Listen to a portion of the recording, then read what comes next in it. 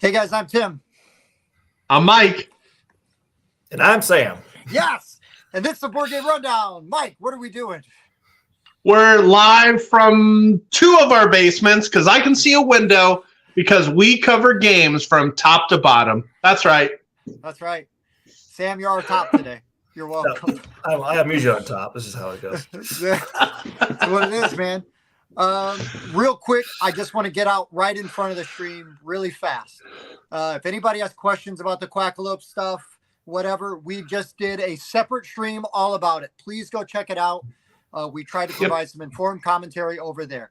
So all that being said, and out of our respect for Sam and our time with him, we're going to talk about what we want to talk about, like what we normally do on a Wednesday. So all that new stuff is all over there. We're here to give Sam a really hard time, ask him some awkward questions, and talk about his top 5 favorite dice games. Right? That's fair? Fair enough. Which I was just going to say, as a lot of people may know, we always let our guests choose the topic. And, of course, Sam picked it. So, Sam, why did you pick favorite dice games? Because I had other picks, and you guys said no. What were the other picks? I think I only heard it when you had it narrowed down. Let's see. Fantasy games was one of them. It was fantasy games. Another one was retheming a game, like because one of the topics was modern games. And I went and looked at my wall, and I'm like, I don't have a single modern themed game. Like I don't have anything like that. So I'm like, I don't have. Wow, I don't have any of those. Even like a more historical stuff, I don't have any historical kind of you could have just named the 5 versions of Axis and Allies you have. Or wait, is that Bob? Never mind. Yeah. Well, so I do need to get that copy of Axis and Allies because that's a game I do enjoy, and old school nostalgia. It's classic. We're gonna go ahead and say hi to our regulars. Hi, Jason. You definitely were not active in the other video whatsoever. I think. Hi, Paul. Oh, yeah. It's here. It's here. Nice. I can't read it. It's shaking. Dang it. Sorry. That's Gempire. Not out yet. Played it on TTS. Loved it. Can't wait to get it taught to the rest of the group. And happy belated to Tim. Yeah, thanks. That was was it yesterday? Yeah, it was yesterday. Yeah. I didn't want to hog the live stream with my birthday, so I had it the day before. Thank you. Landed the day Your sacrifice is well worth it. I appreciate it. Yeah. Jeff's with us, and he was Andrew. Way to focus on me, Tim, instead of you. I appreciate it. You're welcome. I will say I'm disappointed. Paul Grogan may not be in this chat like he was the previous live stream. Sorry, guys. That personally was amazing. But yeah, so you're gonna have to settle. I was trying to figure out. Oh, where did it go? It was yikes. Might not want to advertise that. And I was trying to figure out what the hell is he talking about. Oh, thanks, Tim. We're coming.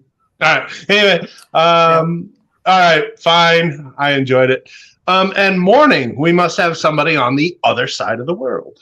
Yes, thank you for watching. I Indeed. believe that is a new commenter, so thank you for being here and taking a second to pop that on there. Indeed. Sorry about this, Sam, but Jason says, Sam, these guys forced me to back Forges of Ravenshire with their unbridled enthusiasm. Love it. That's probably Bob. Probably Bob.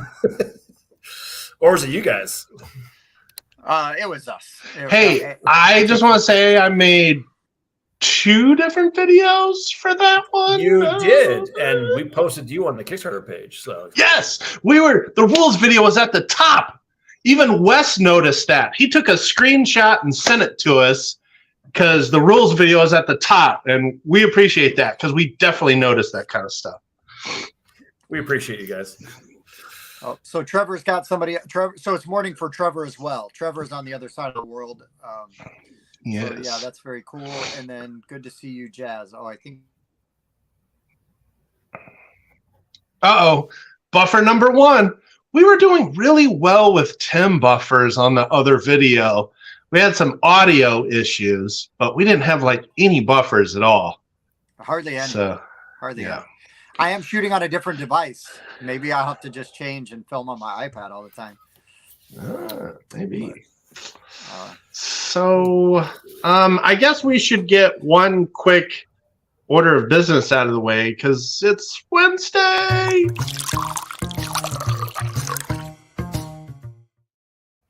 Sam, I don't think you drink, but what are you drinking? Did you say Tim? I think you said Tim. Did I? You did. My bad. I'm pretty sure Tim drinks. He definitely does. It's just the same crap every week. I want to know what Sam's drinking. Yeah, let's talk to Sam. I'm drinking a Sprecher maple root beer. Nice. Ooh, that sounds fantastic. So I was in Wisconsin a few weeks ago, and I was thinking, I'm like, oh, I love getting Sprecher up in Wisconsin. So I went ahead and grabbed a few variety bottles while I was there, thinking of this show. I will tell you, like home brewed or like locally brewed root beer, fantastic, really good stuff. Yeah. Heck, I even like the root beer Culver's makes. I cut back on my of Wisconsin caffeine intake recently, like drastically. I haven't like sworn it off, but I actually went like 2 weeks without any caffeine, which was huge for me because I would drink so much soda a day just for the caffeine. Root beer is an awesome substitute because it tastes great. And no caffeine. I did have some caffeine for today because I had a crazy week at work. Mike knows what that's all about. He usually has crazy work weeks, and then we were doing 2 streams today. So I was like, I gotta pull a Barry Bonds and juice up for this one. I won't grab my Mountain Dew Kickstarts from the fridge today. There you go. Well, I wanted to get like a good baseline set for when I go to Origins and I'm running around, all day. It's like I want the caffeine to actually mean something when I drink it, when I ingest it. So. Yeah, Wednesday I always have said is my longest day because I work at an auto auction. That's the day of the sale. Very mentally exhausting. And then 2 streams back to back. I got home, had enough time to like pour some water, turn on my laptop, and like get that stream set up. And then I actually ate between the streams. I didn't have time to eat before the first one, but I did have time to grab some Basil Hayden. So everything's going to be all right. The whiskey has been poured. Is that toast flavored whiskey? Because I saw it said toast. It's like it has to do with toasted oak, which has to do with the barrel that they stored in when they age it. Okay. So gives a different flavor. Like burn it, toast it a little bit, the wood, in order to give it. I think they kind of char the inside of the wood a little bit, and it gives it a little bit more different flavor to it. So good stuff. That's right, Jason. I get on the wagon only so that when I fall off the wagon, it's meaningful. You are correct, sir. When you fall off the wagon, make sure it means something. That's right. That's right. Mike, Chris mentioned, I just wanted to go up to this real quick because it would segue into why Sam is joining us today. Oh, yeah. Before we do that, Mike, I got to tell you what I've been drinking. Oh, is it something new? No, but this bottle's empty now. Oh, yes. Perfect timing for the new birthday bottle. It's the last of it. So I have to get a new bottle before the next stream. And I thought about being a spiteful jerk and getting Jeffers Creek again just to drive you nuts. Just the same bottle, just over and over. He's going to start pouring other stuff into that bottle. Sam, I'm going to tell you this, and Mike already knows because I've threatened to do it. I'm going to do it. This bottle is going to be filled with something, and it's going to be hidden in Mike's house. And Mike is just going to find it one day, and he's going to know it was me because he's given me such a hard time about this bottle. Just take some root beer, put it in there. It could be colored sand. It could be root beer. It could be who knows. Urine, let's not go there. That's caffeine, kidney stones, as Chris said. That'd be gross. Oh, wow. And then real quick, Andrew, yes, thank you. Because he's Andrew. hit the like button, or as Chris said, hit the meh button. I don't care if there's a thumbs up or a thumbs down. Or is there like a in between like one? There's a meh button. Go I'm ahead. good with it. Needs to just be a flat hand. Meh. I want a flat hand button. All right. I love it. Yeah, that's cool. I'm good with the meh button as long as it looks like that. Sam, let's talk about your games real quick. Games? Your games. Top 5 games or no, your games. Yeah, why don't you tell everybody the games that you are responsible for? So, BA Games, our first game was Cult of the Deep. So that was a hidden roll dice game where you're all members of a cult. That's the one. And you're trying to figure out who's part of which faction, but you don't know who is what. And so while you're trying to figure out who is what, there's all these rituals happening, which give you like power-ups and abilities and stuff. So trying to figure out who's who all the while stabbing each other. So it's a good time. Especially I agree. It is a good time. It's really good with friends because you can then stab in the back and they don't get too mad. Usually. Unfortunately, I think the guys covered that like right before I started doing content with the guys, so I missed that one. But I'd love to play it sometime. Well, because I love social deduction. We will all be at Origins. We'll all be in the same place pretty soon. And I know a guy, Mike. Hey, I know a guy who knows the rules pretty well on that game. He can probably teach it. Who's that? You've met Bob Hooper, right? Oh yeah, because not me. I designed the game, but you got to be careful with me sometimes. Hell if I know. So I'll throw in like old versions of the game, like, oh yeah, it totally works like this, and they're like, no, it says here. I'm like, oh yeah, we did change that. Oh,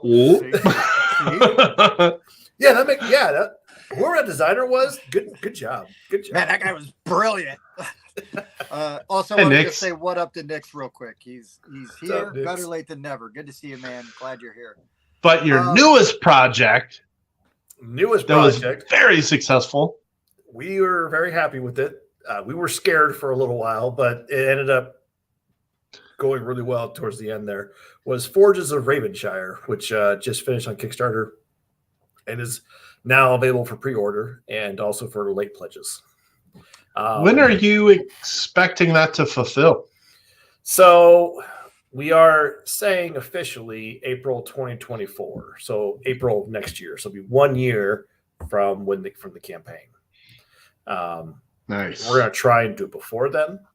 But the world can get crazy. I've heard from a few other publishers, they've had longer times on the ocean than normal. So we'll have to keep an eye on stuff. And there's just so many steps that happen between, like, we finished, now let's print, now let's go here. That just a lot of things happen.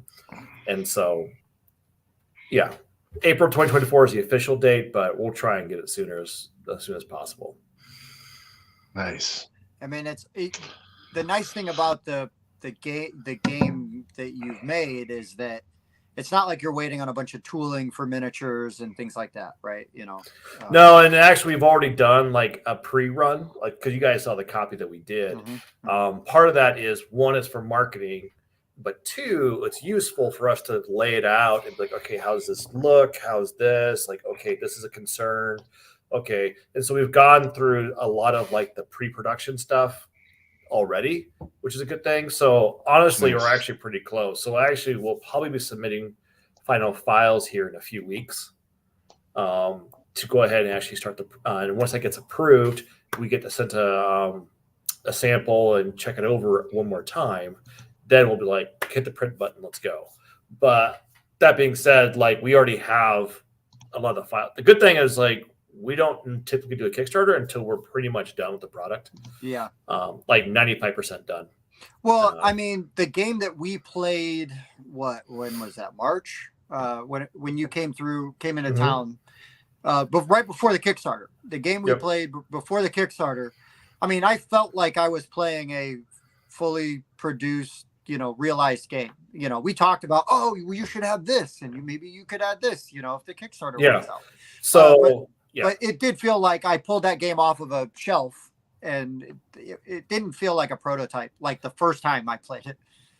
Yeah, and so that was kind of our goal, was to get people a real good idea of what was going on. Like we already had the dual layered folding boards, because we got it produced by a manufacturer actually in China already. So that was one of the benefits. Now that I know more of what I'm doing from the first game, that's part of the process. You can work with a manufacturer in order to help you set up some what's called digital printing, where you can do like a test run of your product. And since our files are already pretty much done, at least up to that point, we decided to go ahead and do a small like 12 copy print run. Okay. So that's one of the benefits of working with a manufacturer ahead of time, because then you can do that kind of stuff. Also, it saves time in the back end because there's always problems when you print. Like you look at this, you're like, well, this is a problem here. This is too tight. Need to remeasure this. This is over here. Oh, this has got a warping potential issue. Why is that? Like, there's all these kinds of stuff you got to do beforehand before you get final approval. Very well. Very well. Now, are you going to blindside us this year like you did last year when we roll into Origins and we see you've already got this like amazing game that we have to wait a year to come out? Because that's what happened. We were excited to see you at Origins because of Cult of the Deep. And what do we see? We don't see this big Cult of the Deep banner. What we see is this Forges crazy Forges banner. And we're like, what the heck is this? I thought we were friends. No, just kidding. Honestly, that was our first time meeting you, which was an awesome experience because we were able to, really genuinely become friends over it. But it was kind of funny to walk into the booth, or walk up to your booth and we're like, wait, what? And then have a game with a completely different theme and play style and everything. It wasn't just like, oh, here's a variation of a game that I already have made. So we will have nothing official at Origins, but we might have a prototype or two of things that we're looking at. Sure. If you guys want to do it the back end, but we won't be advertising anything new at this point. I mean, honestly, with the one game that, I am is the late pledge going to be open through Origins while people are. Oh yeah, late pledge is going to be open for a few months. Okay. At this point, we'll probably cut that off. Well, do we ever really cut it off? I don't think we ever do. Basically, we'll do late pledges. We'll probably stop for a brief moment to get all the files sent out, like this is all the late pledges and stuff. But we'll keep the pre-orders coming so that when you order it, it'll still be able to ship out at some point. But yeah, so we don't typically stop late pledges though until actually we are getting the copies onto a boat. Then we need to shut this down and get your addresses finalized because give it. And usually it's even like a month later. We'll make sure you get your addresses finished because in a month we'll be hopefully shipping out stuff. So yeah, no, that makes sense. That makes sense. I'm gonna mute Mike while he's typing because it's loud. I just muted you, Mike, because you were typing. You can unmute yourself, can't you? Do I have the power to? He does not have the power to do such things. Oh, that's amazing. I feel so strong. Oh, wow. Whoops. Wrong page. There we go. Okay. I'm back. So I give you the Inception screen, which I meant not to do. But yes, I just want to make sure everybody knows exactly the game that we're talking about, which we've talked about plenty. Anybody that's watching this channel, they know the game we're talking about. But just in case there's any confusion. Now, that being said, Sam, how much did this game have to do with you picking your favorite dice games? And actually, the problem is I love dice in general. Like dice is a vice for me. So that's why we partner. We have a special pledge level for special handmade dice and stuff, just because they're not for the normal collector, but they're nice. My in-laws got me blue and gold metal dice, like a blue and gold, because I'm a Notre Dame diehard fanatic, metal dice set 1 year for my birthday. And I was so really? I was so excited over it. And I rarely use them, but I just love having them because they're so nice and they're like that solid heavy metal. Like The metal dice they're are very legit. heavy. You got to make They're sure you roll those with like a dice tray or something. Yeah, or on a glass table. Just throw them down as hard as you can. There's have you seen those? They're like the D20s, but they're about this big. Oh, right. You're like they weigh like 5-6 pounds. You're like, look, this go great in a sock. They look like they belong on the end of a flail. I was just going to say, right? Well, I may or may not have a few socks ripped from the weight of. There you go. Just. So I bet that is Andrew, but since he did not allow StreamYard access to his Facebook profile, we can't confirm that. So he either has to log out and redo it or type his name. I bet it's Andrew. That would be Andrew because I was buffering really bad last week because and I don't know that had anything to do with it, but he was like constantly sending us messages in our board game rundown, like planning thread, like, hey guys, blah, blah, blah, blah, blah. I'm like, stop messaging me. Every time you do, I buffer. It could be coincidence. Correlation is not necessarily causation, but it was a lot. There's a chance. There's a good chance. There's a chance, but it's all right. So, it's awesome. I'm giving you a hard time because you pick dice games and you just design one. But I love dice games too. You can ask Tim when he told me what subject you picked. Tim and I do a lot of voice messages because we sort of walk around at work and that's just easier. So I'm like, Sam picked dice games? Hell yeah! Like that was the message he got from me. I was so stoked. Filming on my phone, I would play it for you. So I love this topic. I love dice games. And Forges of Ravenshire was no exception to that rule. So I'm glad you guys enjoyed that one. I know it's just you're partially, because you know me and stuff like that, but it's always good to see some honest reactions too. Because I'll just be watching you guys while you're playing, and I'm like, yeah, they're liking the game. They're liking it. It's good. Yeah. No, we legit liked it. I say this all the time. I go into games playing them, wanting to like them. But it's exciting when I can play games that just instantly click and hit. So, that was my experience with Forges. That was my experience with Cult of the Deep. That's also my experience with tons of other games, not to, cheapen what we say, but man, when you play a game and like in the first turn or two, you're like, oh yeah, like I see this going. That's such a good feeling, because it doesn't matter. The rest of the game doesn't matter win or lose, right? Like I'm just having fun playing around and trying out all these different mechanics and doing all these different things. So it's congratulations, for publishing not one, but now 2 games. Cause that's really hard to do. That is really hard to do.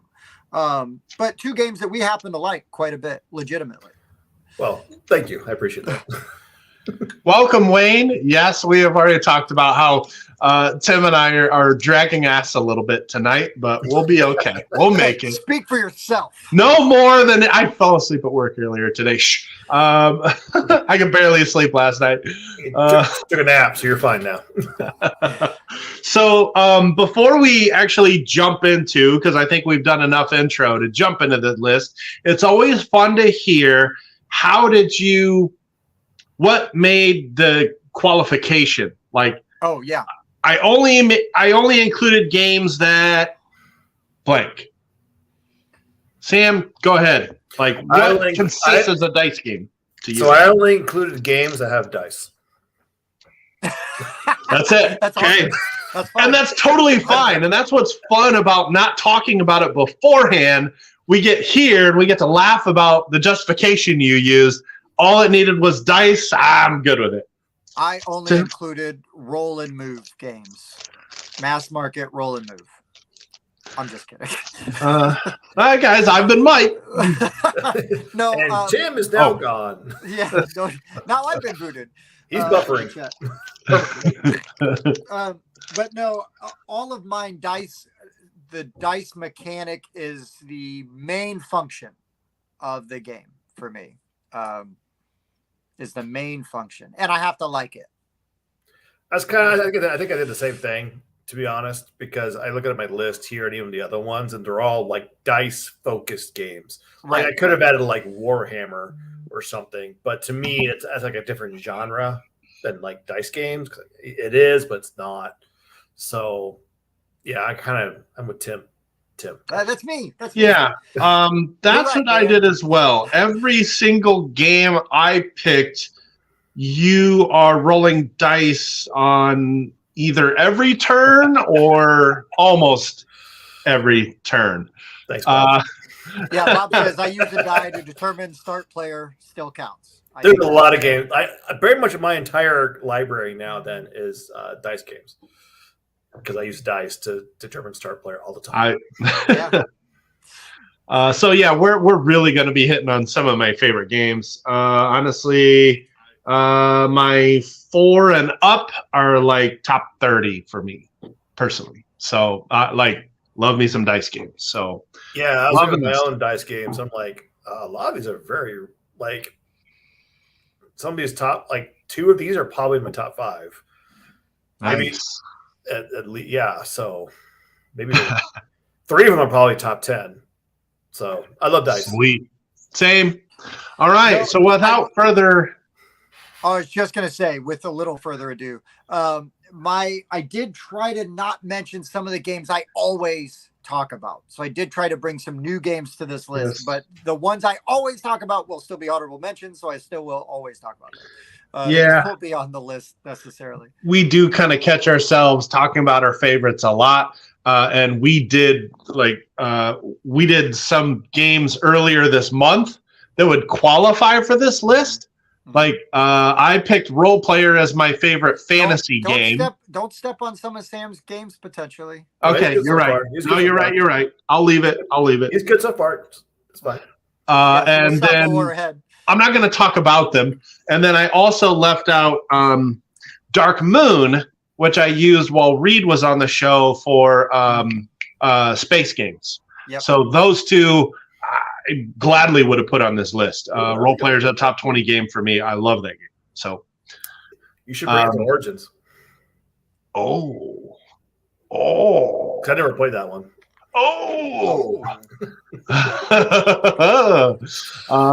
Don't give me any crazy ideas. Hey, listen, Cthulhu Wars has dice. That's all I'm saying. I'll play that too. Play that one. Jeez, Tim, I thought you were trying to be not predictable. So can you bring all 4 tubs with you? Yeah, I got them right over here. I just won't bring any of the studio equipment. It's like no, just bring the 4 tubs of Cthulhu Wars. It's fine. Don't worry about it. Yeah, we're actually working on getting Tim a dolly so he can bring his Cthulhu Wars. Mike, we have to do one more thing. We have to do one more thing, and then I promise we can get into this top 10. Sam, a random friend of the show, said if we were going to talk to you, we needed to ask you about the swing story. I know exactly what you're talking about. Completely random. Yeah, sure. Yeah. No, I didn't write it down either at all. Oh, man. I told that story one night after many root beers, and it's been mentioned a few times since. Is it PG or is it? Yeah, it's PG. Okay. It's a creepy story. So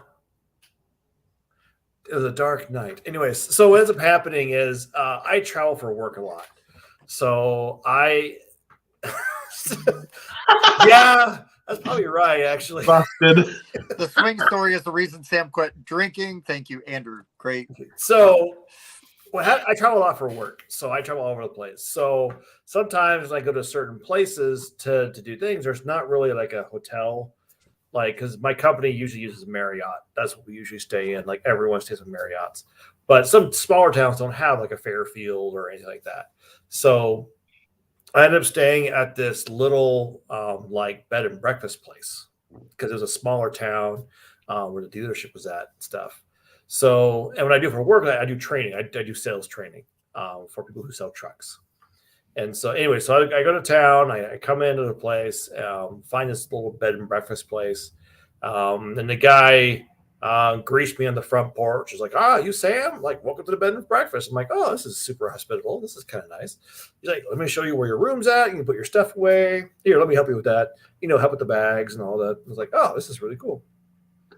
And basically, it was like an old school, like, 1910 like house that was like 2-3 story, had all this stuff. It had a lot of history into it. It was pretty cool.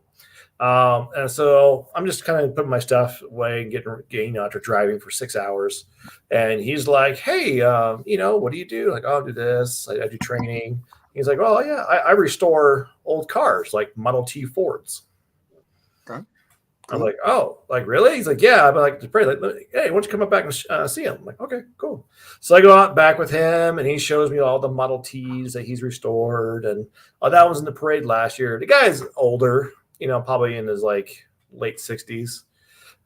Just I think he just wanted to talk. He's just nice guy. Yeah. And so he's got like all this different stuff, and then he's like, "Oh, I built this, and I built that." I'm like, "Okay, cool." And then in the backyard was a big tree with a swing. And I'm like, "Oh," he's like, "Did you build a swing too?" He's like, "Yeah, I built that swing. Hey, you should go check it out. It's kind of, I did custom work. I did this thing. I did all this stuff. Did this special joint on the wood and stuff." I'm like, "Oh, that's cool." So I go to, he's like, "Oh, you try it out." I'm like, "All right." So I sit in the swing to kind of like get a feel for it, like, just being nice or whatever. And then he's like, "Put your feet up." I'm like, because there's a second part to the swing in front of it. There's like 2 swings, but the swing was one's for your feet and one's for you, so that we can swing like whatever. So I'm like, "Oh, okay, whatever." It's like comfortable. I had the extra padding and all this stuff. Whatever. And then as soon as I do that, I feel these hands on my back. Oh. And he actually pushes me on the swing. Gently. And then he does it again. Tenderly. And I'm like,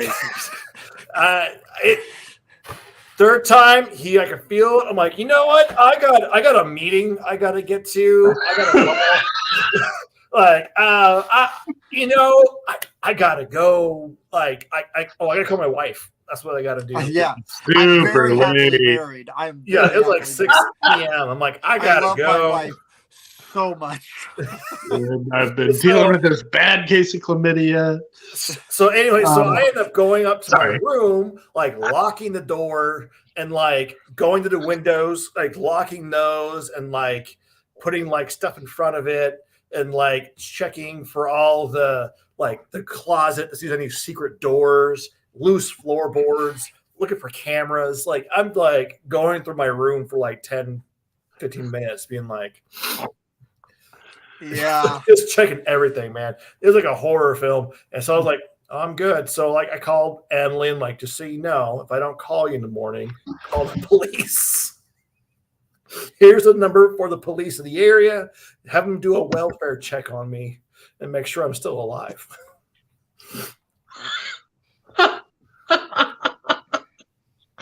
Bob The says, gentle punches on the swing. Bob And says, it wasn't "Would you just like once. the special It was like turnaround service?" again and again. And so it doesn't even end there. So like that night, like I'm like in my bed, kind of leaned up. I found something long and hard, like some kind of metal rod or something. I had it next to the bed, like just kind of like waiting for someone to go to the door. Anyway, so in the morning, I go down to go down. Like, all right, I get dressed. I'm going to go to work. I'm leaving because it's just a one night thing. I got meetings, and I'll leave and go home. So I go home downstairs, and he's sitting in the kitchen, like waiting for me. Yeah. And I'm like, "What's going on?" And there's a plate. He's like, "Oh, I'll get you breakfast." And so he pulls out a quiche from like the oven, and like, I just finished this bacon, and it's like the super thick cut, like super slab bacon, which smelled great. And so like he did it. Yeah, I mean the quiche was fantastic. The bacon was good. Actually had a full sausage. Like, "Oh, this is from a local butcher. I got these a few days ago. So these are some new sausages." Yeah, we added some extra jalapeno and cheddar to those, and He massages the pig to make sure the meat's tender. yeah, all that. Like so, like all this, Gently. everything's local. Like the eggs are from like a local place. Like all the food's been like locally thing, and it's actually Locally drugged and sourced. Yeah, Sorry. He's like, and here's your napkin. Take a whiff. Yeah. Does this smell like chloroform to you? Here you go. Yeah. So, but what ended up happening, the breakfast was really good. I gotta admit, breakfast was fantastic. Probably one of the best breakfasts I've ever had. But then the guy then I think pulls out some like old school like boards, and it's just pictures of like the Grand Canyon and different trips he's taken. I think the guy was just lonely. That's what it comes down to. I just think he's an older guy. His wife like died years ago. Yeah. I think it was just a lonely guy is what it was. Sounds like it. But at the time, I was like, "This is a serial killer. I'm gonna die." So, Sam, I've never been put in a swing by an adult and then gently, push while the wind blows. But I used to be a propane bobtail truck driver, right? So I would go out and fill up like people's home propane tanks. And I can tell you, I've been in some weird houses and I've been in some weird places where I've sent my wife the address and said, if you don't hear from me in like an hour, this is my last known location. Because if somebody's like totally out of gas, you have to go in and light or at least offer to go in and light their pilot lights, right? So that might mean like laying on the floor under their stove, with a lighter and hoping that you don't blow yourself up or that they don't do something really weird. And while I never encountered anyone nefarious, I have encountered plenty of people with really different versions of what boundaries or personal space mean, than my own. Again, everything was fine. And I'm sure they just were like, oh, I got this guy in my house. I'm going to chat him up. And I might stand directly over him while he's laying on my kitchen floor. And it's like, okay. So, yeah, man, I get it. And again, you want to give people the benefit of the doubt. But you didn't try to light a pilot light and someone's like holding your legs. And right.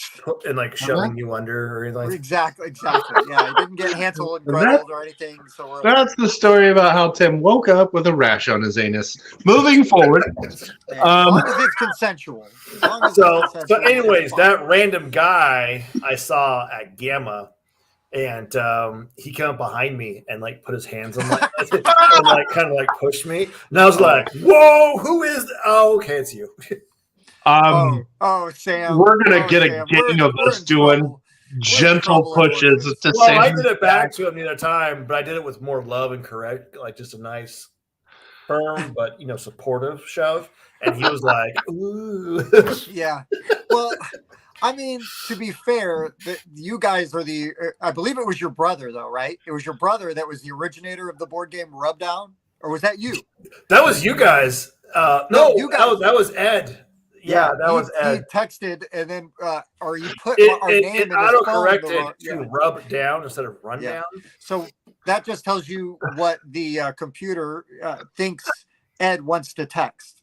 So yeah, I tried to think about too much. I really tried to think about it too much because he mostly just texts his wife. So I'm like, I just don't want to. Oh, fair. Well, at least it's just his and wife. So the perfect transition into Sam gently pushing us into playing his game.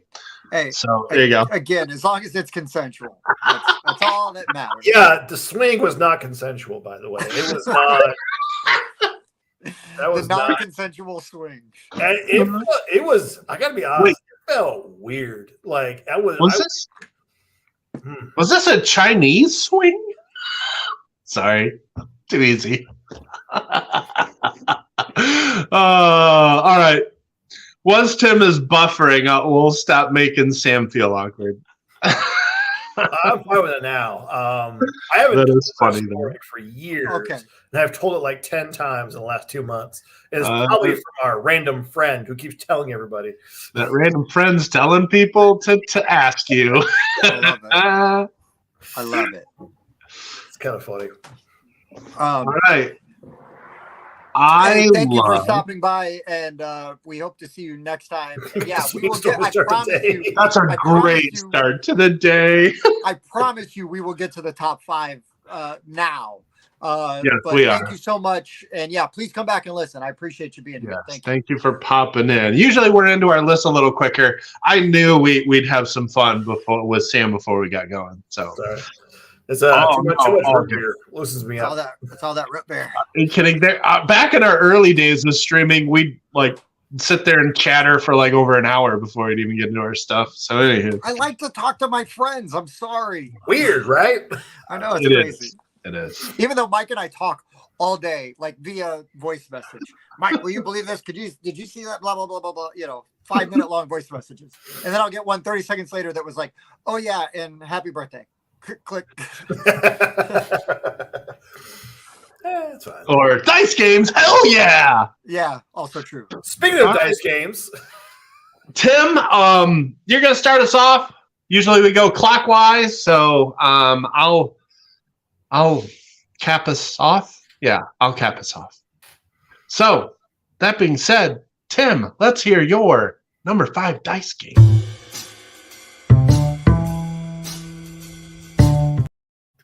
All right. My number 5 dice game is a stupid, goofy game that I absolutely love. And I got it from, who did I get it from? Perfect I timing. got it from Jason. Yeah, Brandon, welcome. Hope you had a safe flight. Brandon said he just landed in Dallas from Philly. So thank you for showing up, man. You're busy traveling. I appreciate that.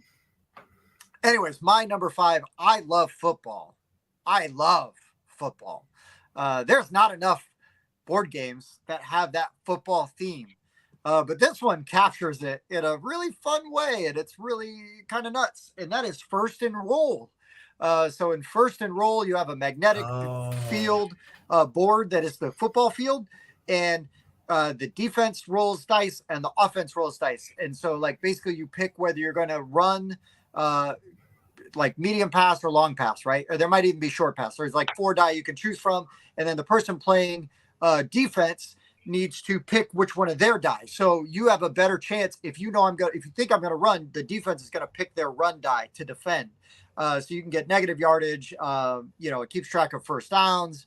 It's not like the most crunchiest, it's not a 4.5 on the complexity scale by any means. But just for like a dumb game to play for half an hour, and you love football and there's weird swings in it and you can totally get hosed by the dice. That is the nature of dice games sometimes. I don't care because I'm having fun playing a stupid game for a half an hour with somebody else that's also hopefully having fun there's that cat and mouse of, well, is he going to go long? Is he going to try it?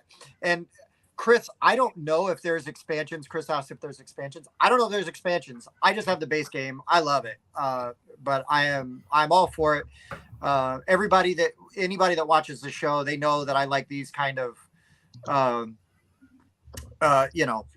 these kind of games anyways. Jeff, that's hilarious. And there's weird swings in it. Too soon. I did say that. Oh, the swing references are just going to keep. We're going to gently push those die. Yeah, if there's ever a serial killer called the Swinger, we all know it's, yeah.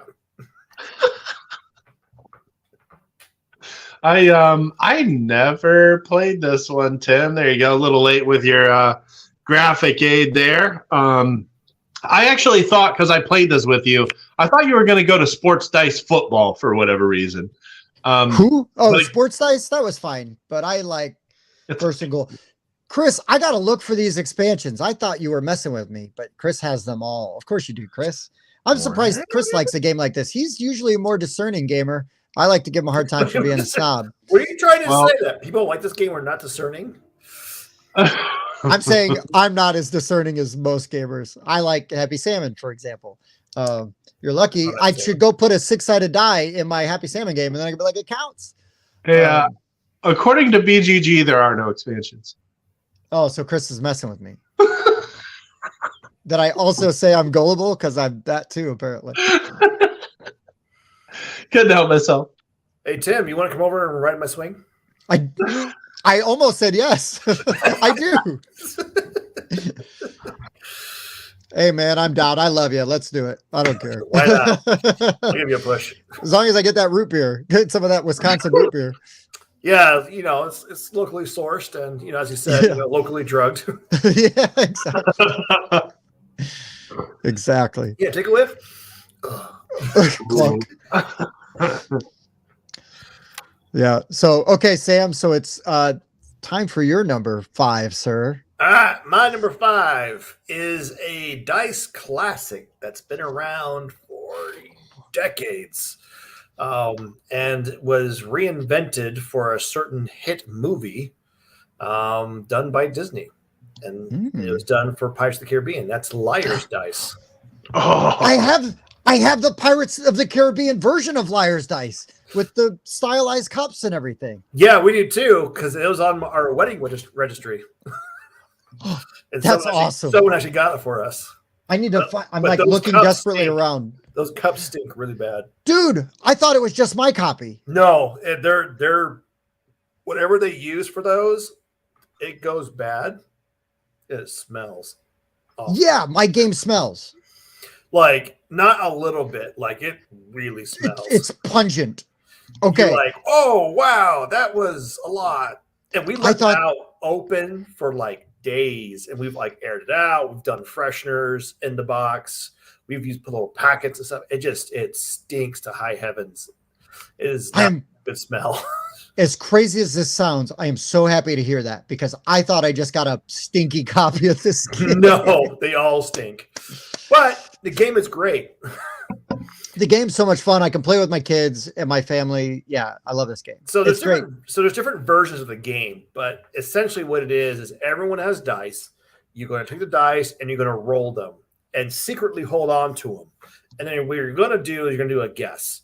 You're either going to guess. You're going to guess two parts: the number, the total quantity of something, and the number that you're shooting for.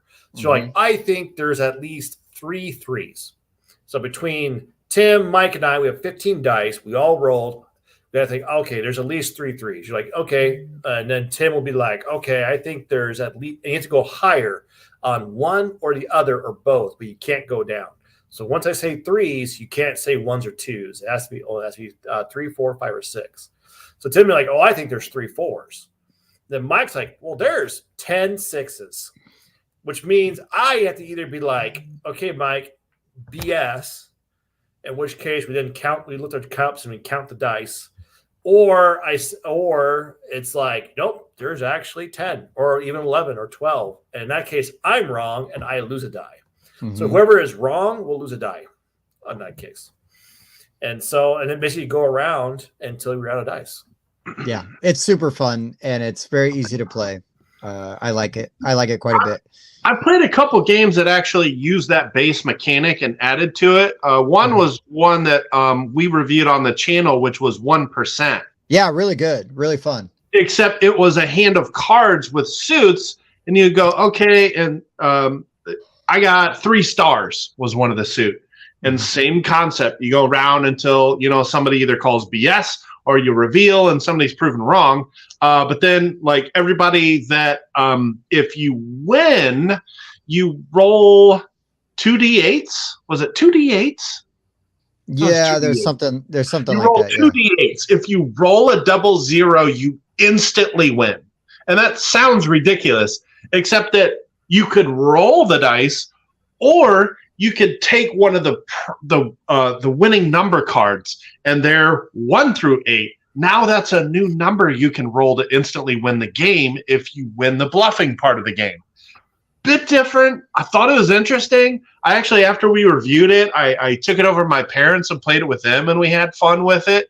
1% was pretty cool. Yeah, Iconic Studios, worth mentioning. They asked us if we would be interested in checking out the game, and I said, well, yeah, let's check it out, and we liked it and did a video on it. So another one, I find that there's a lot of people that don't really know about this game, and it was a Scott Alms game, and it's called House of Borgia, and he actually made it into a bluffing game, and it works pretty well with higher player counts, not so much with lower. Like, they made it a 2 and 3 player game, but but you're basically, if you win the bluff, you get to do an action, and you've got to hit and roll. All of those rolls are on this, like on the table, top to bottom. And at the end of the round, you're like adding these influence cubes to them, and you're trying to get your character to have the most influence cubes at the end of the game. But if people know your character, they can remove influence. So you can't be obvious. That's pretty awesome. Good Lord, these things still stink. They look cool, but my gosh, they are awful smelling. I can smell it through the computer right now. Yeah, I kind of regret going and grabbing it. You should take that's what you need to do. is take that essence and put it into your liquor bottle that's empty and hide that in Mike's house. Oh, that So would when be he awesome. opens it, it just Mike wakes up. He's on a swing. He doesn't know what's happening. like, oh. the rat kind of anus. Actually, I think you could, but here, smell this cup, and it might knock someone out. Oh man, smell a basement box. Yeah, it does kind of smell like boy. a basement of your nightmares. It's worse than there's something about it. There's a weird pungency to it that is Mhm. piercing. Not to use all the alliteration there, but it really Yeah, is. that's true. Skull kind of perfume. uses a little bit of that whole keep going until someone calls your bluff mechanic, which is fun. Yeah. Illusion does a similar thing. So yeah, Liar's Dice has like been around forever, and that's Actually, it might even be hundreds of years old at this point. BGG, they call it Perudo. Say it was founded in Brazil and has been around since 1800. Yeah, that's okay. Right. So we need to talk to Ron because he's our Brazil expert. So yeah, so some of those games like that, they're actually like old school gambling games. Oh, sure. So there's another one called Ship Captain Crew. Oh yeah, I used to be a bartender. You don't be a bartender in Northern Indiana without playing Ship Captain Crew. I get it. I was wondering where it came from because I didn't play it until like War Machine Weekend, like a miniatures convention. And after all the tournament was over, everyone would be gathering around throwing dollars into a board, and we're like, Ship Captain Crew. We're like, what the crap is happening? Mm-hmm. There it is. So yeah, there's the one, and I just Animal House Liar's Dice. What? And why is nothing happening when I click that? It's a dead link. It's a trap. Maybe it is. It's a trap. I guess I can't click. We need our Admiral Akbar meme. But yeah, all right, Mike. That game is totally public domain. It's been around forever. All right, Mike. Give us your number 5. Oh yeah, it's just refreshing the Perudo. Okay, my number 5 is actually a roll and write, and this is the roll and write game that got me into roll and write. It's a very simple one. Some might call it Yahtzee on crack. Don't care. Love me some Wolfgang Warsch. So I'm going to talk about Ganz Schön Clever. I love all of the Clever games. I have played Ganz Schön Clever. I have played, I can't remember what there's a bunch of them. Clever Cubed. Anyway, so you get rickrolled. Roll 5 dice. There's 5 different colors. You draft one, and then you'll scratch something off on your sheet. Very, very basic roll and write. But the thing I love about some of these roll and writes, specifically this one, is when combos start firing off. That is so fulfilling to me in any game. Like when I can scratch this off, and then I also get to do this, and I can scratch that, and I can do this, and scratch this, and I love that stuff in games so much. And Ganz Schön Clever, for being such a simple game, gives me that satisfying combo effect that I love in games in a 20-minute package. And yeah, Ganz Schön Clever is so good. I don't know what's the right way to say it. I always said Ganz Schön Clever, but yeah, You're So Clever is an amazing game. Until last year was the first time I played it. And then I played it like a dozen times. And then I downloaded the app, and I will tell you right now, that is the board game app I play the most is Ganz Schön Clever. I think that's cool. Very, very fun, kind of simple drafting game that executes combinations well, and every game can feel a little different. So big fan, and love me some Wolfgang Warsch. Yeah, that's awesome. Good pick. I love Wolfgang Warsch. I didn't even realize that was his game when I was playing it. I didn't officially become a Wolfgang fan until Taverns of Tiefenthal, but by then I think I'd already played That's So Clever. I think, or if I played That's So Clever afterwards, I didn't realize that was his game. I was like, this is a roll and write that I like. That's weird. And yeah, Jason saying he's got hundreds of app plays of That's So Clever. So I gotta be in that neighborhood. It's a really fun app to play. And Chris Charlwood says his number 5 dice game would be Dice Forge. Very solid pick. A game that I talk about a lot. So he's going to leave it off his list, is what he's hinting at. Jason's number 5 is Can't Stop. Man, I just played that for the first time a few years ago, and I'm now like dying to get a copy of that game. I thought that was so much fun. What's Can't Stop? So you got like the stop sign. If it's the one I think of, the board, it's an Eagle. The most recent print is from like Eagle Griffin Games, and it's like a stop sign. And I forget how you advance these die up the track, and so like the die have different values, and you're trying to move them up the tracks. There it is. But you're trying to move your pieces up the tracks, and oh my gosh, it's really fun. So there's numbers in the top 12. There's a risk. Yeah, so you roll the die, and you're trying to. I think you roll like 2 6-sided die, and you're trying to move your. You're going to move your stuff up, and that almost reminds me of Ready Set Bet. There's a risk reward here where like you have to stop or you don't get any points. It's been a few years, but it is really fun. It's been a minute, but I don't remember exactly how to play it, but I remember having a blast playing this with Ben and Lindsay. Mike, you know Ben and Lindsay. And yeah, they taught me that game, and I was like, this is amazing. There we go. You roll 4 dice and put them into 2 groups. You can only score 3 values each turn. There we go. Thank you, Jason. Cool. Yeah, that's a good thing. Okay. Tim's 4.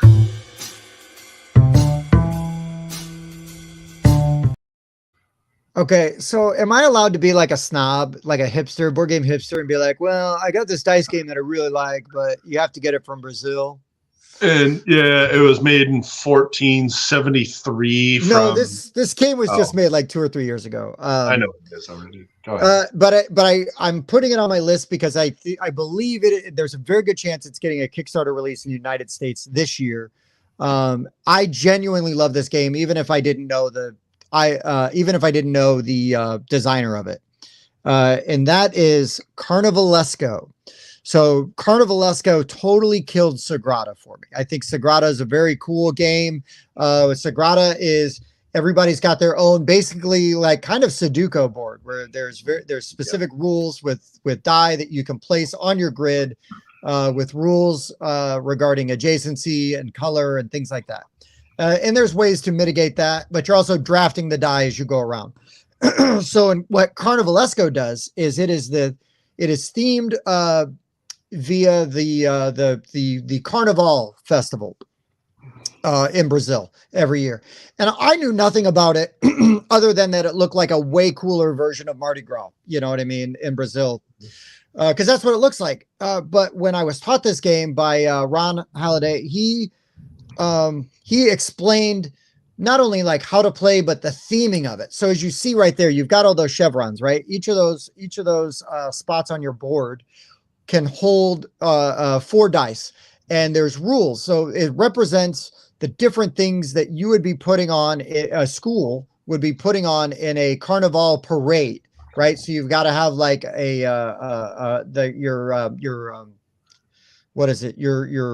what's the guy who leads the parade? The Grand Marshal, right?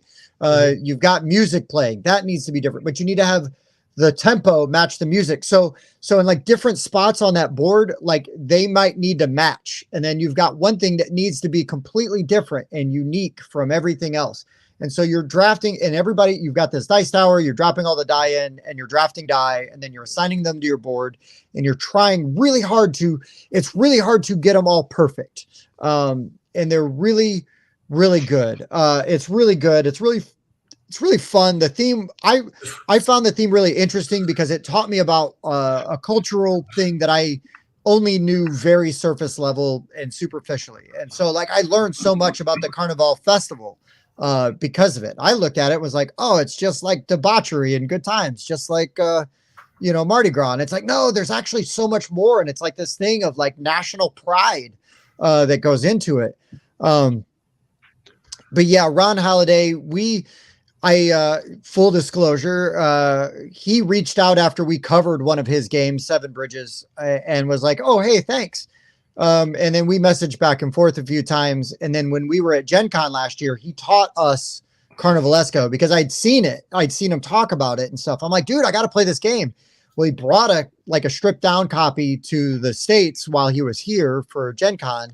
And then he taught like me and Bob and Dan, and we were all like, this is amazing.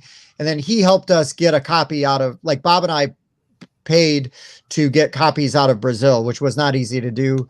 But I was happy to buy it.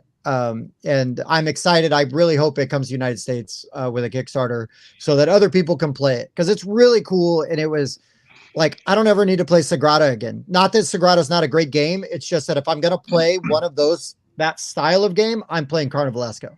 So I just really liked it, was really impressed with it. And again, not every game's theme has to matter or mean something, but this theme did matter. And it taught me something, you know, that I didn't know. So I was less culturally insensitive. So does he have a publisher in the States he's working with, or is he gonna? I'm not 100% sure how that's going about, to be honest. I know that he's been talking about getting a Kickstarter for it so that they could get a United States release. He's a Canadian cartographer that lives in Brazil. I don't know how that works out. But he also Sounds like pretty awesome. Who wants to release a game in the U.S. that's manufactured in China? Got it. Right. You got it, dude. You got it, dude. We're going all over the globe here. We're like And the Indiana designer's Jones. probably from Europe. We're going with an Indiana Jones segue. We're just going to have a little airplane that goes across and leaves a dotted line. And then we bounce from another place and go over here. Exactly. No, it's a great game. You know, my opinions and my feelings about Ron aside, it's a game that I really like, and we love championing games that we really like and get excited about. So, especially if it's a game that's like not like, oh, everyone has a hype about it, because like, you know, like there's Wingspan, which, you know, it's a good game, but like, yeah, it's nice to see other games that are like that kind of break the mold a little bit, and they start to like, this game is good. Wingspan doesn't need our help. You know, Wingspan, you know, they're fine. We could say it's trash and garbage.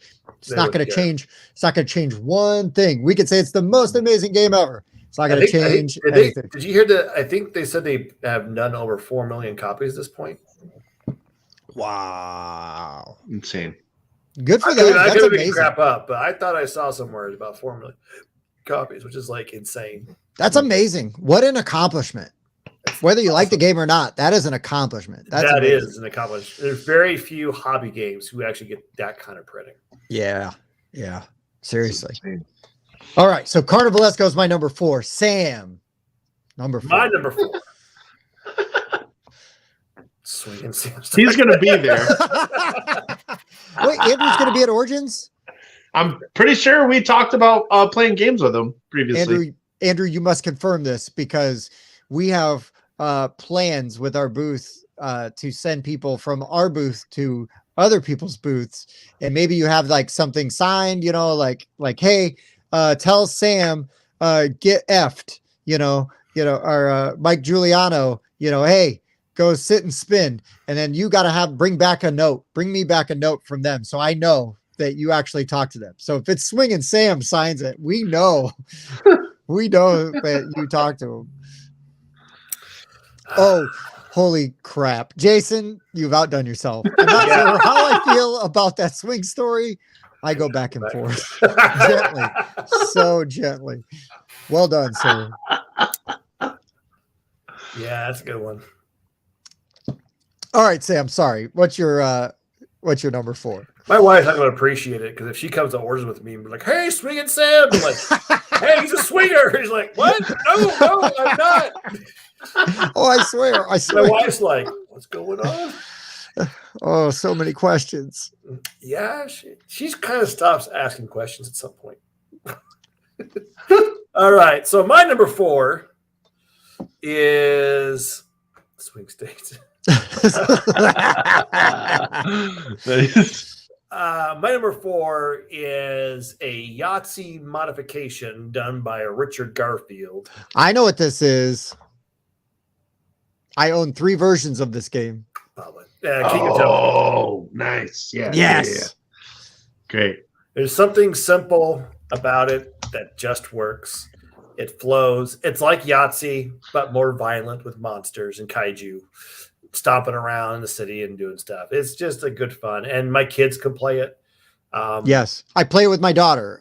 Yeah, and even my 6-year-old. Yeah, exactly, because even if they aren't the most strategic, they still like I want to hit people, and that's strategic enough for this game. The best version of the game, in my opinion, though, is the black and white version.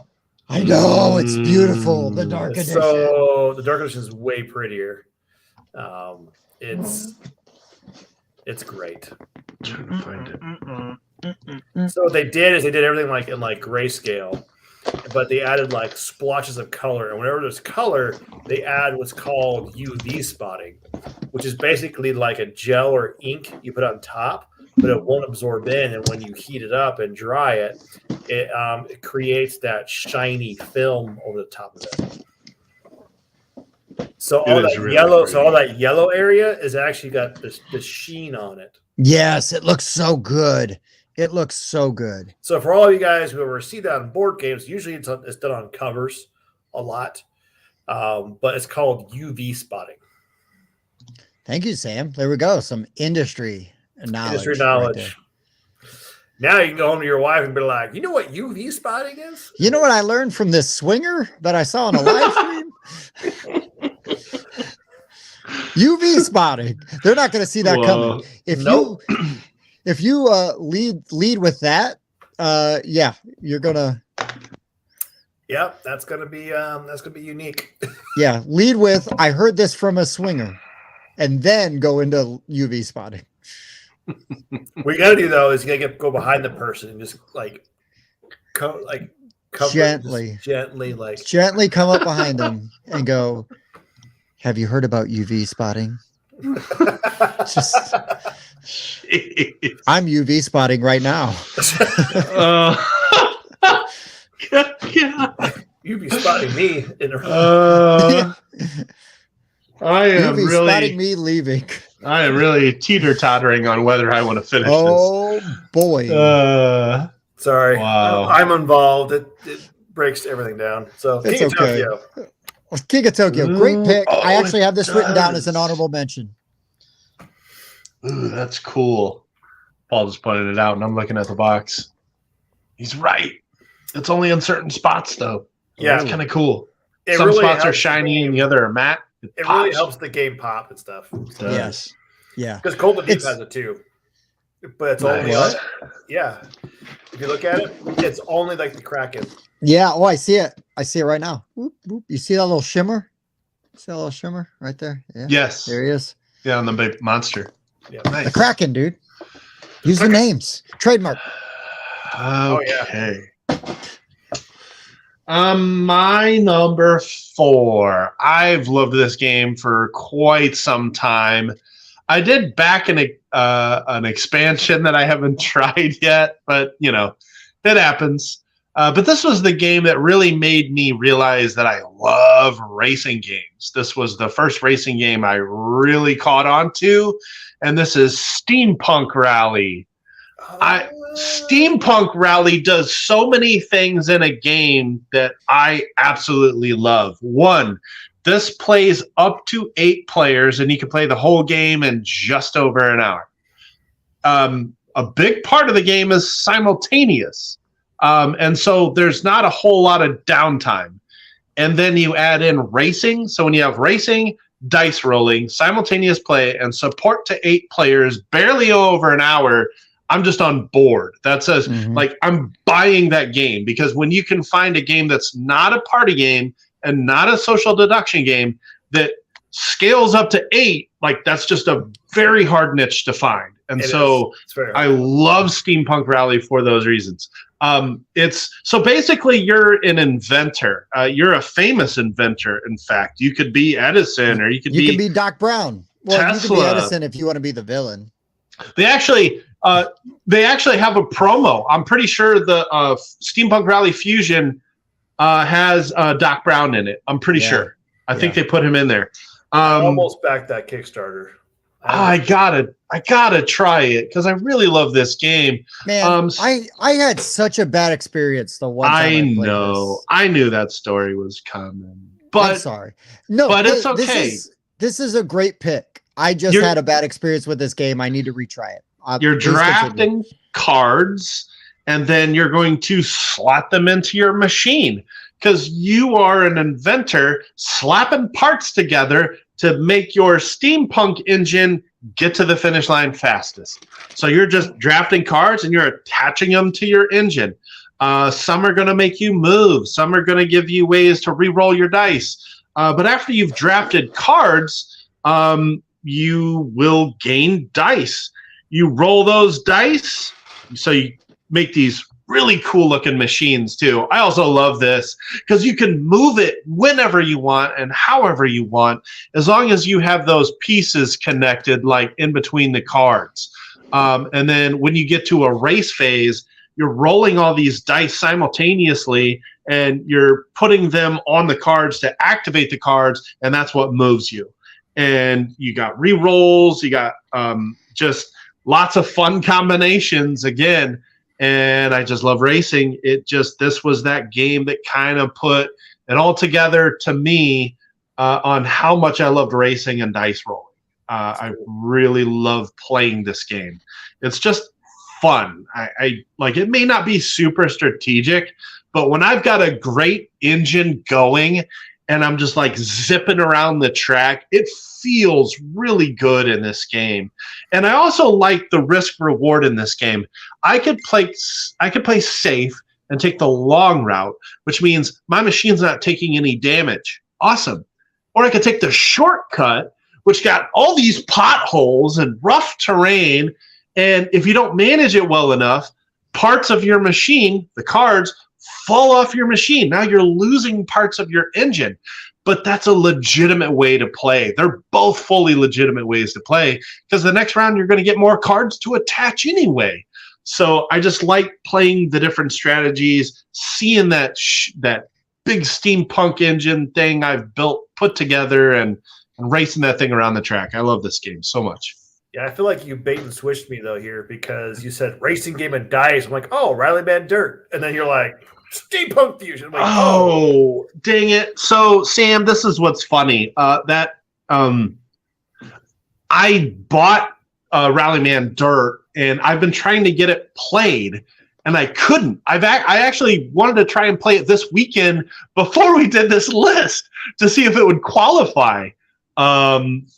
You've played it? Is it? I have not, but I know it's dice, and I know I'm going to like it. So. I know. It looks so cool. Especially when I heard Holy Grail Games is going out of business, and once that game's gone, who knows if someone will pick it up. I was like, okay, I'll go get Rallyman Dirt. This is everything I want. Are you trying to give me a hint? Like I should pick it up as a publisher? Is that what you're trying to say? Well, yeah. I just need to play it. That's all I know. Okay, let's go play the game. But yes, you should. But I hope it's good. It has a lot of things I like. So yeah. Anyway, racing and dice. Love those things in games. It's funny because I don't give a crap about racing in real life. I really don't. I like cars, but I don't watch races. Okay, so Chris Charlwood's number 4 is Marco Polo, and Jason's is Stone Age. For anybody else that would like to play along, you are more than welcome. Absolutely. I will tell you real quick, I own Voyages of Marco Polo. I do think it's a good game. My struggle with that game is how unbalanced contract fulfilling is versus voyaging the road. It's the Voyages of Marco Polo. I've never voyaging in that game is the hardest strategy. They are not balanced. Even if you take the variable player powers that make traveling easier, it's still a harder way to win. And because of the balance, it's like I only want to play it every once in a while. And I will say to Jeff, I got up and walked away while Mike was talking.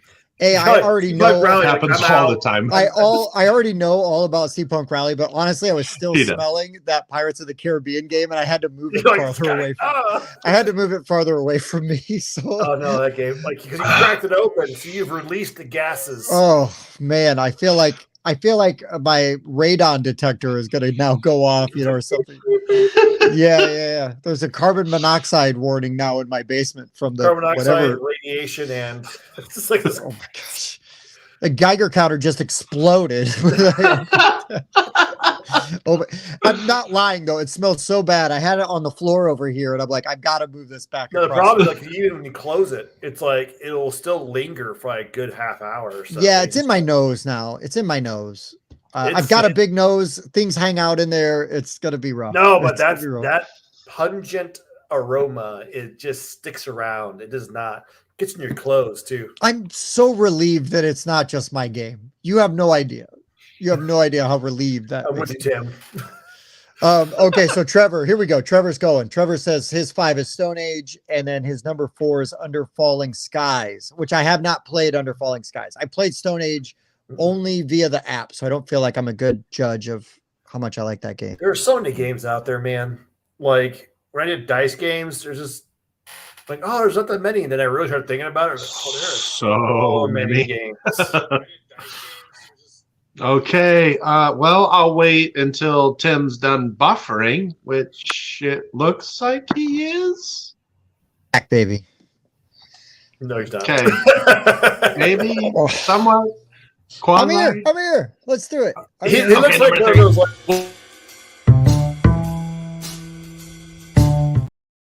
All right, Sam.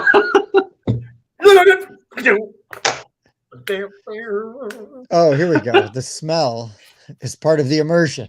Thank you, Paul. We never bathed, so that's kind of the idea. I will also say that Paul promises to fart in every copy of Gempire that he sends out. So Mike, be careful when you open Farting in that. our general direction after that. Jeff's number 5 is On Tour. Ooh, That is that's a an good awesome one. game. I like that one a And lot. That's really good. And then his number 4 is Dice Nice Throw. throw. Bringing me There you full go. circle. The only time I played on tour was at your birthday party last year. You're welcome, sir. Mhm. And then Jason, Claymation Tim is my favorite Tim. At least there's a favorite. You know, I'll take that. Well, it reminds me before I was so rudely interrupted by the jazz music. Is that the kind of jazz music you would hear while maybe riding on a luxurious swing with a sensual push? Yeah, as long as it's got like lined with like red velvet. Yeah. Yeah. And the person that pushed you wore white gloves. Yes. Oh. Anyways, so what it reminded me of, did you guys ever back in the day see like those like 1970s slideshows where like they'll have like a person like this and then they'll have a voiceover and then Yes. they'll go to the next slide and they'll do a voiceover. Oh, I'm old enough that's that I what it think I saw reminds- some things like that in school. Like as For me, it was grade instructional- school. I had some really poor schools I went to when I was in elementary school. Like they were dirt poor, so they still had like the clicker. Yeah, click. Slide, and then I press the cassette tape and go through it. Click. Yeah. Same. Public school education, man, at its best. We made it somehow. We made it this far. What was worse, Stone Age Dice Cup or Pirates Dice Cup? Yeah, Wayne wants to know. I don't know. I haven't smelled a Stone Age Dice Cup, so I'm just gonna say Pirates because I've never smelled anything that horrible in a board game in my life. I've smelled some like stronger leather items and plastics and stuff, but it's the obsession of board games. Well, okay. Here's a weird thing that I'm gonna say before I talk about my number 3. Is sometimes though the fun of like punching, like opening there's that new board game smell. I really like new board game smell when you open it up and you're punching out the bits and you're It's just like a kind of slight going through. glue, a slight woody smell. Yeah, I don't know. There's Nice. just something good about it, and I'm like, I can't wait to not play this game for 6 months. You know, I can't wait to put this game on my shelf of opportunity. Like Raleigh Mender. Just play it. Didn't happen. I'll play it one day if I could talk the guys into reviewing it with me. No, it's. But it's all you good. were saying, but when you open the box on the Pirates, Ooh. you're assaulted. Like, It is an assault of the senses. like for I sure. honestly think you could sue Disney for emotional trauma, Yeah, like, and stuff because it is strong. there is definitely some PTSD associated with that odor. I mean, I just mentioned it. He's like, yes, that's the game copy. And I'm like, I know. Yeah, it's a thing. I didn't know it was a thing. I thought it was just me. I thought I was the only No. one. It's those cups. It's whatever they use to make those cups. So we need to start a movement. Hashtag Pirates of the Caribbean, the dice game. Hashtag me too. It's the new Me Too movement. We've all been brutalized by the Pirates of the Caribbean. I will say this though, that stuff is so pungent that the dice will even take on the smell of it. Yeah, I'm worried about I've those actually pulled the dice out and used it for other Oh. stuff, and for about a good 3 months, they still I would get wafts of that smell. What is that? Yeah. Wow. Okay. Like, I swear I showered today. And yeah, I do love David Lynch. And yes, that Swing Story is totally turning into a David Lynch movie. So, all right, my number 3. Okay. So, before I was into the board game proper, I used to play a lot of games like Mafia is what we called it before it was Werewolf. And I loved playing Mafia. We would all sit around and play Mafia for hours with just a deck of cards. Right? There's such a good game, so solid. I'm not going to say that this game kills Werewolf for me, but it is a fun and really interesting and unique variation on it. It's also a unique and fun variation on Bang the Dice game. And my number 3 is going to be Cult of the Deep. The dice are crucial to it. Sam, I'm not just kissing your ass. I promise this would be on my list. Well, that's actually why we know each other, because you guys really like Cult of the Deep. Yes, that is true. We're like, hey, we want to cover this. Hold on 1 second while I grab my Cult of the Deep dice. Holding. Let's see these dice. I knew Cult of the Deep because that's why they actually reached out to me. Was they're like, oh, okay, yeah, you're a publisher and stuff. They're like, this game is cool, and then they're like, we should be friends. I'm like, okay, I guess we're friends. So then at that point, like, let me push it a swing, and then like, all right, let's do the swing. Yeah, the swing sealed the deal.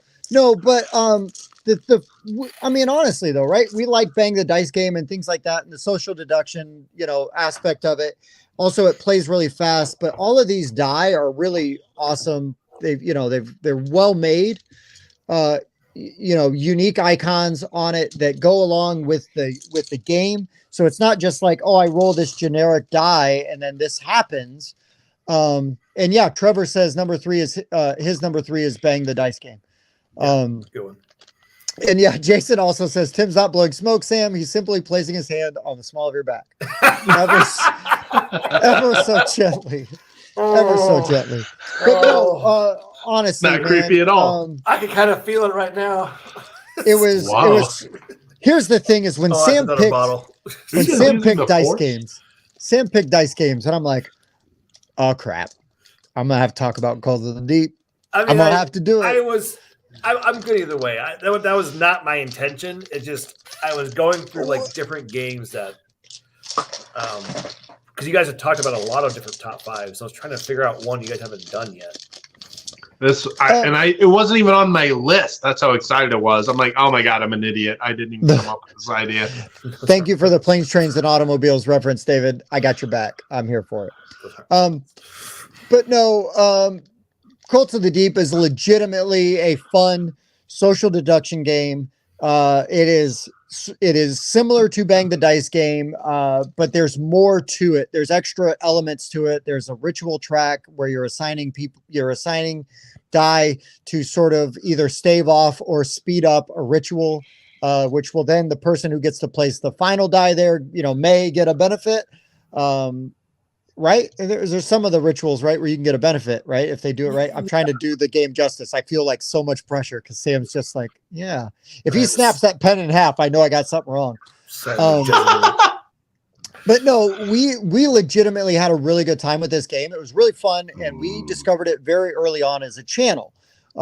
Sam was kind enough to take a chance and send his prototype off to we might have had 300 subscribers at that time if we were lucky. It might have been 200. But anyways, we liked the game anyways. We really had a great time with it. And then it just so happens that we had a great time with you guys, and then we became friends. I mean, that is a happy accident, to be completely honest. But it is a game that I regularly will recommend and promote because I think it's fantastic. So thank you, Sam. Cult of the Deep is my number 3. It's worth checking out if you like those style of games. It's not for everybody, right? You have to be okay with the cult theme. It's a darker theme. And you also kind of have to you have to play with friends that are going to be okay with being attacked, because you're going to attack your friends while you play this game. You may even be on the same team, but you just don't know it yet. Oh, sometimes, yeah, or they are just really bad at the game. They're lying to you. Like, the game is literally. It's actually why we made the game, because I like bang dice game. It's good, but problem with bang dice is sometimes, like, we had multiple times where someone just died round one and never got to play, and then that was it. They were done. Wow. And we had to keep playing. And then we go get a sandwich. And so I get totally. And I've done, in full disclosure, right? I have worked DV Games, who is the producer or publisher of Bang the Dice game. I've worked their Origins and Gen Con booth, and I love Bang the Dice game, but I like the added stuff, and I like the theme. I'm a horror nut. I love horror movies and stuff, so I like the theme of Cult of the Deep. I'm gonna say, if you're not comfortable with that theme, play Bang the Dice game. You're gonna have you're still gonna have a great experience. But if it's on my list, it's gonna be Cult of the Deep. So thank you, Sam. That's it. That's my number 3. Thank you. All right, for my number 3, I have Taverns of Tiefenthal. I left this off my list because I always talk about this damn game. I love it so much. Sam, it's great. I learned to play this game from a friend online during the pandemic. It was on Tabletop Simulator. And so once I played it, I had to go pick it up because it's just a fun little game.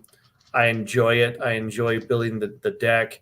I enjoy drafting the dice. I enjoy building my pub, or my tavern, I should say. Like, it's just a cool, fun game. And they have all these different modules that I need to try still. I've only done 1 or 2 of them, but I like to do more of them. But that's a game that I enjoy. I love bringing it out, and highly enjoy it. And it's more like a dice drafting, where dice are heavy involved, but also like the deck aspect is important too. Oh, it's and so how good. you build your deck. So it's a really good crossover that actually keeps it tight and enjoyable and fun. I really enjoy it. Tavern Deal it's a great game. Yeah, Taverns is the game that turned me on to Wolfgang Warsch, and will almost blindly buy any game that he puts out until I get burned by one, because, man, I love Taverns so much. What a great pick. Great game. Yeah, I knew this would I just assumed it was going to make Tim's list. I didn't think it made your other list from earlier this month. Maybe it did. It made a studio shows list. I do like this game quite a bit. I feel like it's like a round or two short. I feel like I don't quite get things to. I'm not quite satisfied with what I've churned out by the time it ends. Not taking anything away from it. I like this game, but this is a game where if you don't know what you're doing, like in the first few rounds, it will punish you, because you will not get hyped, because you'll kind of start going at the end, and then it'll end before you really get going. Mm-hmm. I find in this game, if you played a few times and you really start to get some ideas and strategies, you can get going pretty quickly, and you will get that. Now, I could definitely use another round or two. That's my personal opinion. In most games that involve engine building, I think too often the mantra of leave them wanting more is used way too often in game design. It always feels like it ends a round early. I will agree with that, but I still love this game. But yeah, and so this is a game, though, that if you know what you're doing, you will beat the pants off your opponents. But it's one of those games. But it's a very good game. Very much enjoy it. So here's also an amazing thing about this game is it will be coming out soon, but we did a top 10 deck building games list, and this is on the list for a couple of the people on that panel, because that is an aspect of that game. But the but the dice drafting is an equally important. That's how good this game is and how well it implements all these different mechanics. I just love it so much. Because dice drafting with dice placement with deck building. Yes. The three are pretty darn seamless and how it all goes together. It's actually cool. It's cool.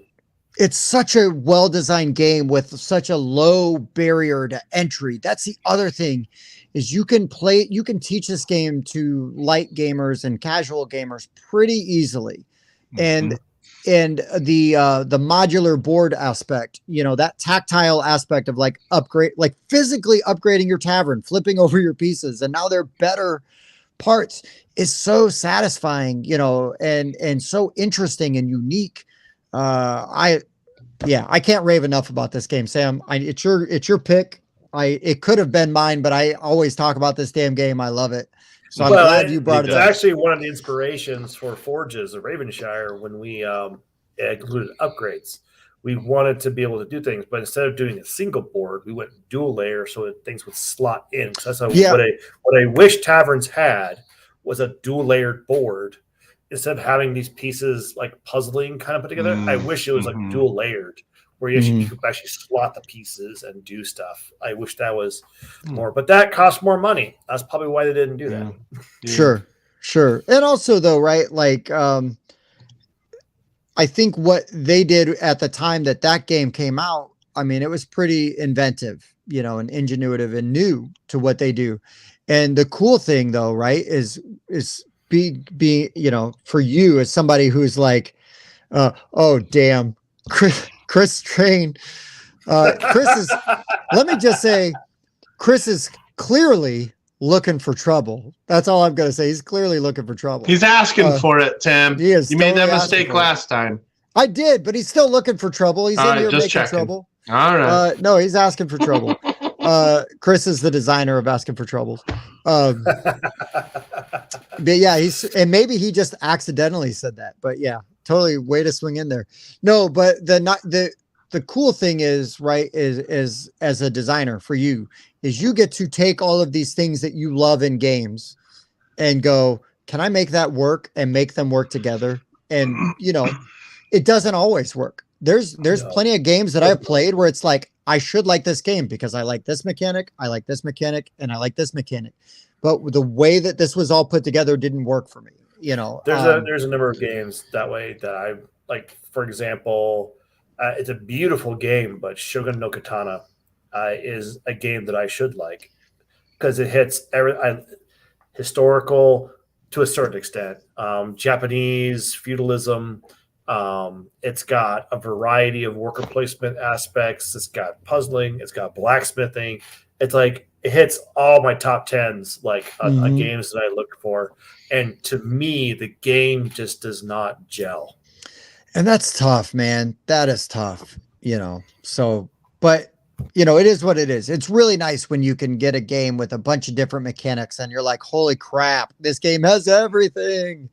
So yeah. Good so that was my nice. Yeah, great pick. Top great that, pick. Mike. You're gonna have to, bring it. Man. I don't even know that this one is Tim's style. I'll be honest. So I played this one for the first time last year, and then as I was flipping through to find my visual aids here, I realized this designer also designed another fantastic dice game, but I haven't played it for like 4 years. So I'm going to stick to the more recent one that I played, and that's Coimbra. Oh, I like Coin. I played Coimbra once. I had a good time with it. Sorry, please go on. I like Coimbra. Never played it. Oh man, so Coimbra, designed by a couple of Italians, and essentially what you're doing in Coimbra, this is straight up Euro, really. Yeah, it's dice, but you're rolling dice and then you're drafting them. So you're going to try to pick your dice, and then the dice that you pick are a bid. So you're saying, okay, I want to try to draft this purple card, so I'm going to slot my purple die next to it. Well, if I only put a 3 next to it, somebody can put a higher die and they get to draft purple cards first. So you're drafting a die that the color determines what card you can pick. The pip value determines who gets to pick it first. Then after you do that phase, you have another phase over on the right where the dice that you draft also moves you up a track and you collect income. And just all the different things you are doing with dice in this game is extremely just blew my mind the first time I played this, because I'm make no secret of the fact that I like bidding games. I like I'm showing you how much I want something. I'm demonstrating that either with like a bit of money, or I'm drafting a die and that pip is telling you how bad I want something. I only put a 3 there. I could have put a 6 there, but I put my 6 somewhere else. The multi-use dice in this Euro, just, man, fantastic game. I'm upset that I haven't purchased this since, because I really enjoyed it. But yeah, Coimbra is a really, really good Euro game. So question for you. We've had a number of people come up to us and be like, oh, so Fortress is kind of like Coimbra. I'm like, I don't think so. I don't see that at all. This is not a worker placement game at all. Okay. Did the color of the dice matter? Yes, because the color determines the track you can move, and it determines which cards you can draft. So that's why we compared to it. Okay. Yep. Yeah. Because completely different games, but the fact that we both carry dice. Yeah. Very minimal similarities, but it is a fantastic game. So if people want to say, is this like Coimbra? Go, hell yeah, it is. So Bob says his 2 favorite Viking designers. And the joke is that we were talking about Vikings games one time on one of our top 10s. And Bob started doing an Italian accent. Or like more of like a New York, like Brooklyn accent. I think I was there for that. Vikings. And so now it is just anything that is Italian. Hey, I'm a Viking. What are you Viking. Doing, hey, I'm gonna pillage here. Hey, I got a longbow here. Hey, so Jason's number 3 is Dice Hospital. And then still gonna play that one. Is Reavers of Midgard. I heard that one's really good too. Mike, what were you gonna say? Oh, just the other thing I like about this to demonstrate that these dice are yours, you kind of slot them in those sort of like plastic things there. Like, hey, that's my die there. And it's kind of fun drafting your dice and then slotting them into that little, I don't even know what you call it. It's just a cool way those little brackets or whatever. Yeah, it's just a cool way to demonstrate that, hey, these are my dice this round. But yeah, I'm a big fan of this one. And yeah, Chris, this is one of the co-designers on Grand Austria Hotel, which I'm also a big fan of. Had I only played it more recently, I may have put it on this list. But Coimbra I played last year. Grand Austria Hotel, it's been at least 4 or 5 years. So let's just read Chris's list real quick for anybody that's just listening and not like actually looking at the screen. So I'm going to go from 5 to 1. So Chris's number 5 is Istanbul, the dice game. His number 4 is Sagrada. Number 3 is Grand Austria Hotel. Number 2, Euphoria. Oh, that's a good pick. And then his number 1 is Taverns of Tiefenthal. So yeah, man, dice great. Game. I need to play that one. So I like Istanbul. I haven't played it. I might have played the old one when it was called Constantinople. Bad joke. Jeez. Wow. Come on. I'll tell you. We said or Red Cathedral. I haven't played Red Cathedral, but I'm here for it. Like, let's do it. I'll tell you what I think about that joke, Tim. Let's hear your number 2.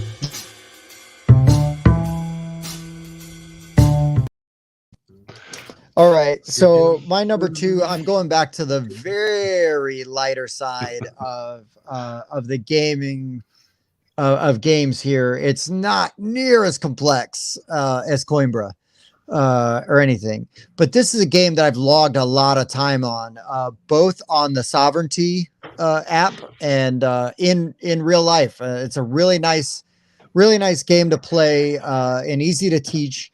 And it's kind of got that fun 3D mountain in there. And I am talking about Dice Miner. Dice Miner is really fun. I really like this game. It's it's short and sweet.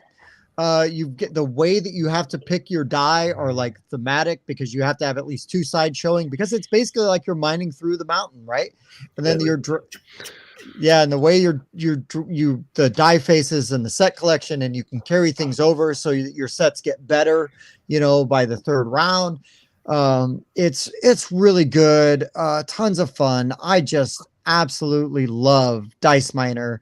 It's so good. It is so good. It's a really good, Chris, you're right. It's a good filler game. I don't need everything to be a 3-hour, like burn my brain out, but like I can play Dice Miner, have a great time with it. I can play it with friends and family. I can play it with Mike while we're waiting to play other games.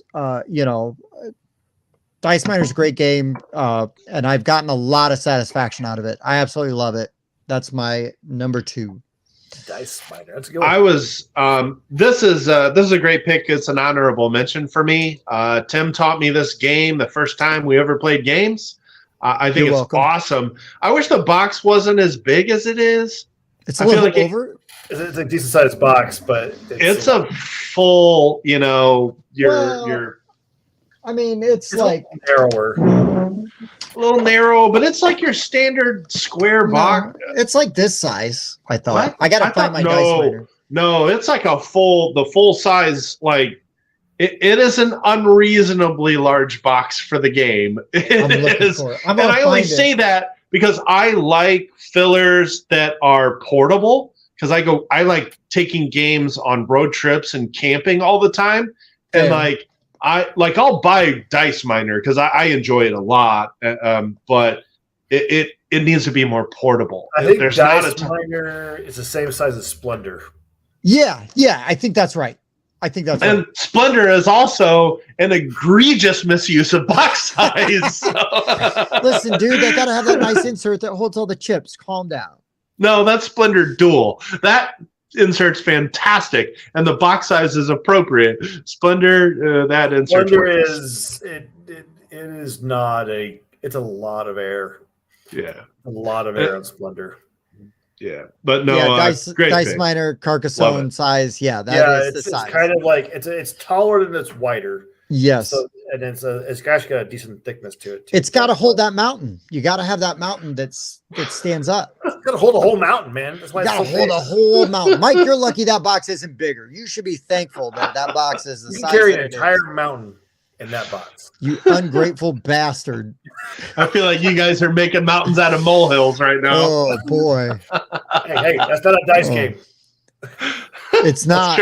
I've got it. It's program movement with amazing acrylics. Yeah, it ain't a dice game unless you want to do that for when you start who goes first. Right. Nice. All right. So for my number 2, it's a game that I Yeah, so Chris says that he flips the Splendor insert upside down so things don't fall out. You take the lid off, flip it over, then pull. Nice. Interesting. I want to find my Splendor box immediately now. Sam. Oh, no, you're fine. And then I was just going to say to David real quick, how are the shelves organized to easily find the game you're looking for? David, I never find the game I'm looking for easily. I've got too many games. I'm sorry. Well, you should organize better. Maybe alphabetical. My sister did that, and it's great. Last time I was at Bob's. I probably crossed the Rubicon on that. I've got too many games for that. Bob is in the process of doing it. A week off work, and you're just gonna pull everything out, Marie Kondo style, and be like, "This spark joy?" And then if it does, you're gonna put it back and just alphabetize. Hold on, I think Thanos has something to say about. Oh, does he? Oh, is that Marvel Splendor? Is that what that is? Yeah, it's a Marvel. Yeah. Well done, sir. Nice. What you got, Sam? What's your number 2? My number 2 is a game that the box, in my opinion, looks not exciting. I remember seeing this box over and over again. It would catch my eye for the color. I would look at it and be like, I am not buying that game. I refuse. And then eventually, I don't know what happened. I think I got it on sale or something for like real dirt cheap.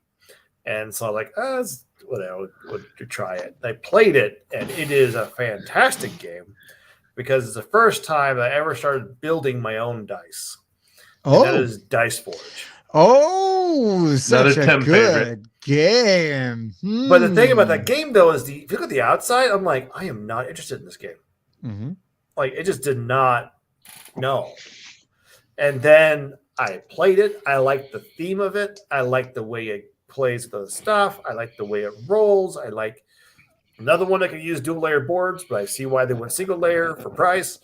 But man, what a cool game. Good pick. I'll add two things about that game. Number one, it's another one I feel like is too short. That by the time I get those die faces I want 2 more rounds. And I will tell you, after my first play, I always play 10 rounds instead of 8. I think it makes it a better game. And then my second point was fantastic insert. It's such a good. It's a really great insert, but if you don't know, it's a great insert if you know what you're doing.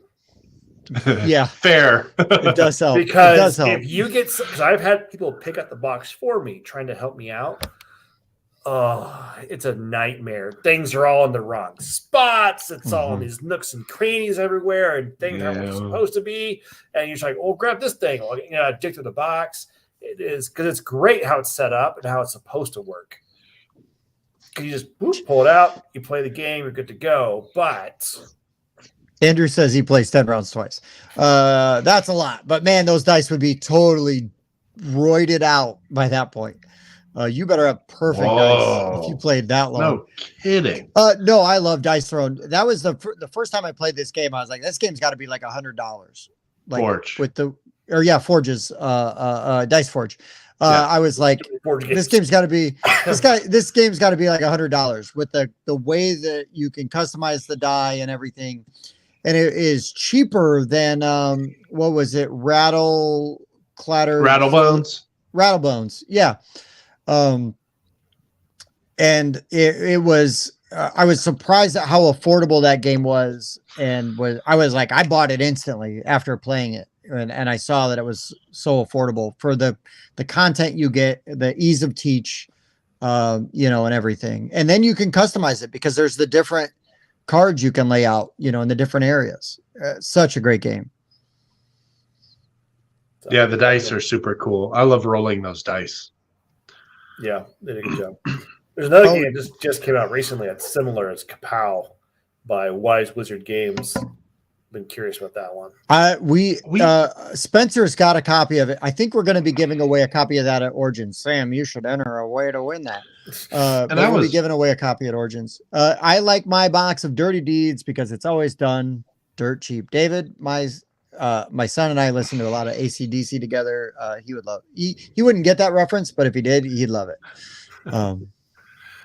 Another one we reviewed, it's been a while now, but Dice Realms was pretty fun and had that whole kind of customizable die faces. Oh yeah, a bit more depth, a bit more dry with its art and theme, but a very satisfying game to play. The theme and the is so dry, but man, that gameplay is really neat.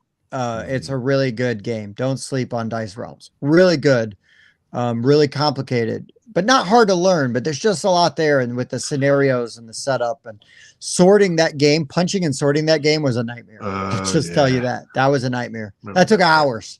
And I like punching and sorting games. That took a minute. And even after we played it the first time, I'm like, oh, this is in the wrong spot. This is in the wrong spot. And this is in the wrong spot. Can you imagine if everyone got one of those Pirates dice cups, to roll your dice in as well? While trying to punch and sort that game. Oof. You might never would have played it. All right, Mike. What's your number 2? Well, I've mentioned that I like rolling buttloads of dice. I like combos. I like racing, and I like John D. Clare games because of Cubitos. Everybody knew I was going to talk about this. I absolutely love the game of Cubitos. Nothing's going to change here. It's just so simple, but it's so satisfying because of all the chains of combos you execute every turn when you have a good dice pool going. So you roll your 9 starter dice. You got blanks, or you got feet that move you because first to the finish line wins, or you get currency where you buy better dice. And yes, this is the one, Sam, that has the dumb freaking leader cheesin' on. Leader cheesin' is what this character's name is. SquarePants. You look at this box and you're like, what the hell is this game? And yeah, everybody knew this was going to be on my list, but that doesn't mean I don't like. I mean, I love the game. I don't care how much I talk about it. And John D. Clare games, like this was the game that put his games on the map for me. But it's just so satisfying. Like the theme is kind of dumb. Like you're buying these like square characters. I don't know what we're doing with that. I really feel like you could use a retheme. Like if they rethemed this as like Mario Kart, they would sell trillions of copies of this. Mostly because I'd buy like 1 trillion of them. That's a good top 5. A retheme, but with something that could be. Anyways, go ahead. Anyway, it's rolling these dice and then moving and buying more dice. And then there's a deck building aspect because if you activated the dice, you move them to your discard. But the ones you buy go to your discard. But you got this draw pile over here. So you're going to draw from what's available in your draw pile. As soon as it's empty, take all those discarded dice, slide them back to your active pool, and then pick from those. It's very much a deck building mechanic, except you're doing it with dice. There are 8 different colored dice. All of the dice do completely different things. The fact that there are like 8 versions of every card gives you tons of variation. They have suggestions in the book. And then when you've got multiple of non-starting dice that all have these crazy combos and they're all triggering once, this game is, I've played it so much just last year. I bought this game a year ago and I have 18 plays of it. I love this game so much. That's why I talk about it all the time. Can't help it. Jason's number 2 is going to be Fantastic Factories. And hey, wait a minute. David Godfrey heading off. Thank you for being here. And he's right. Don't forget to like the video. Give us a thumbs up or a thumbs down. Subscribe.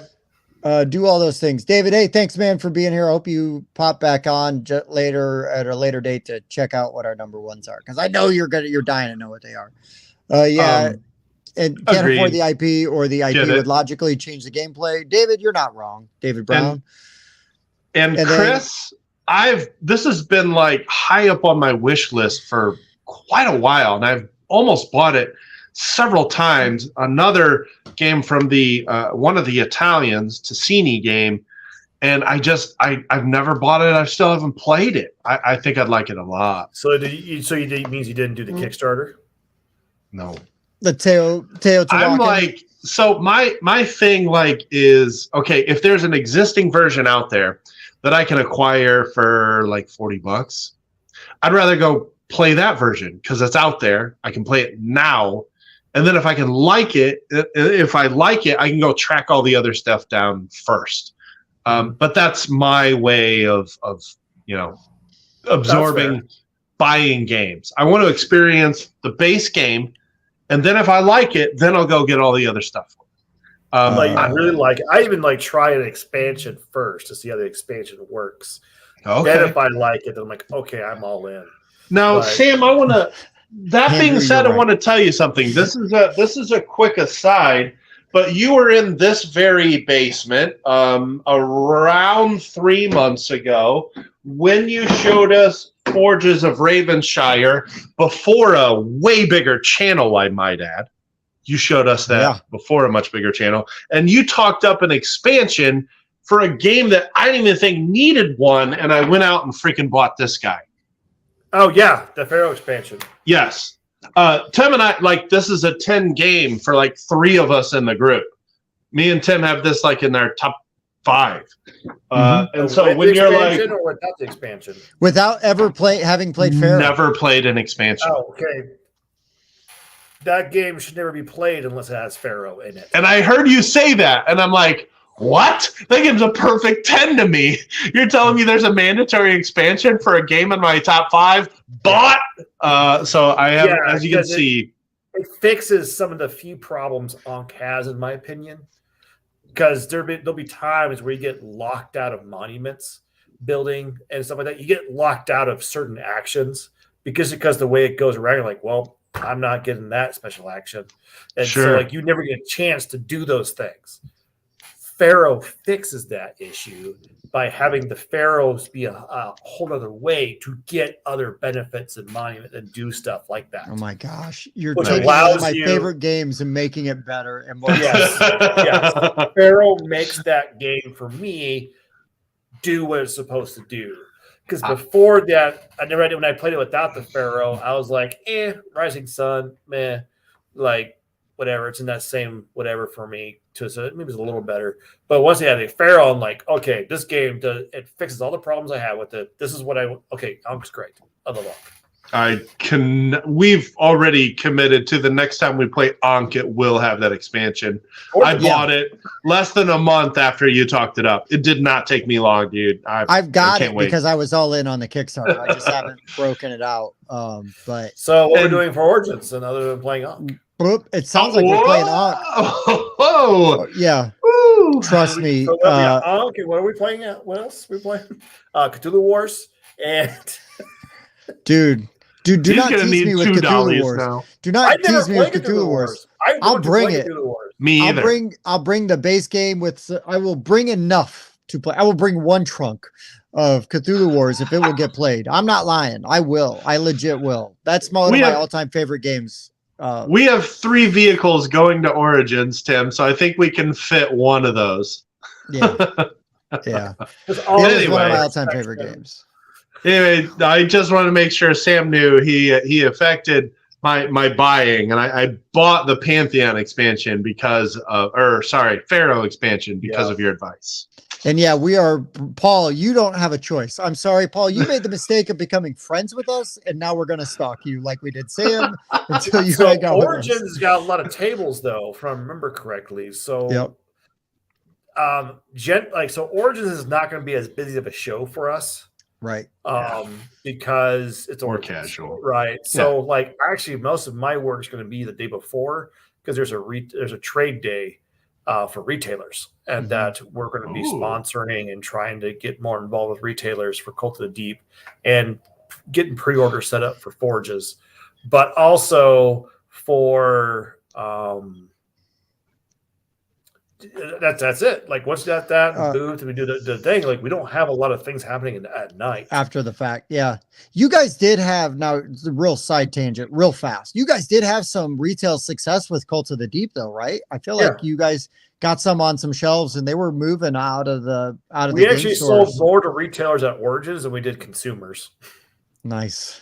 That's awesome, man. That's awesome. Origins is a good show for retailers. Yeah. Nice.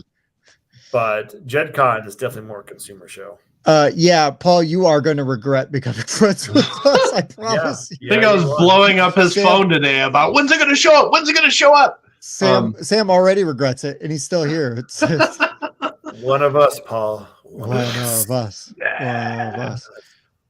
And, all right. And, David presents a good lifestyle games or an anchor game? Oh, an anchor game? Is that what we're going with there? And then, Jason you don't already regret becoming friends with us? That's resiliency. I get it. All right. Are we ready for number one? We're ready for our number 1 dice games.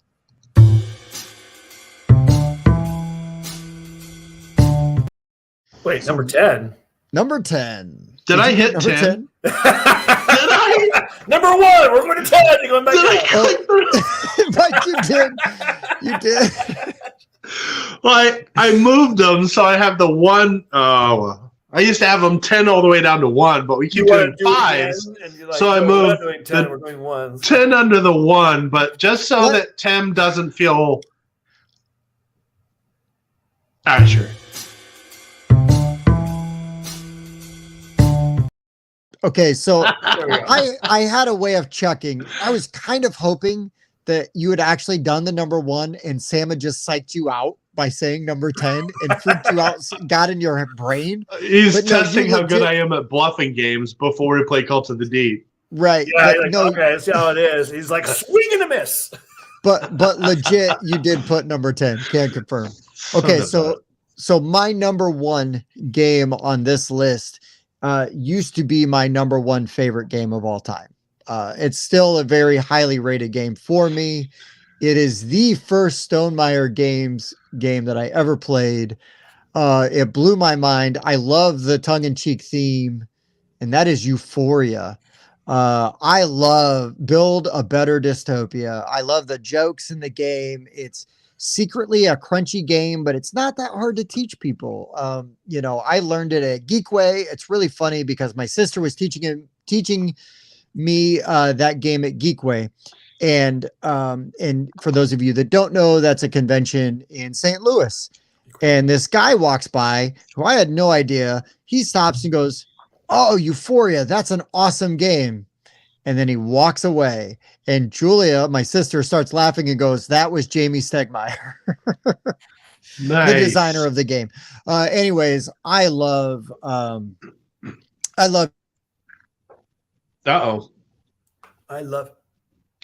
I still haven't played Euphoria. I missed it.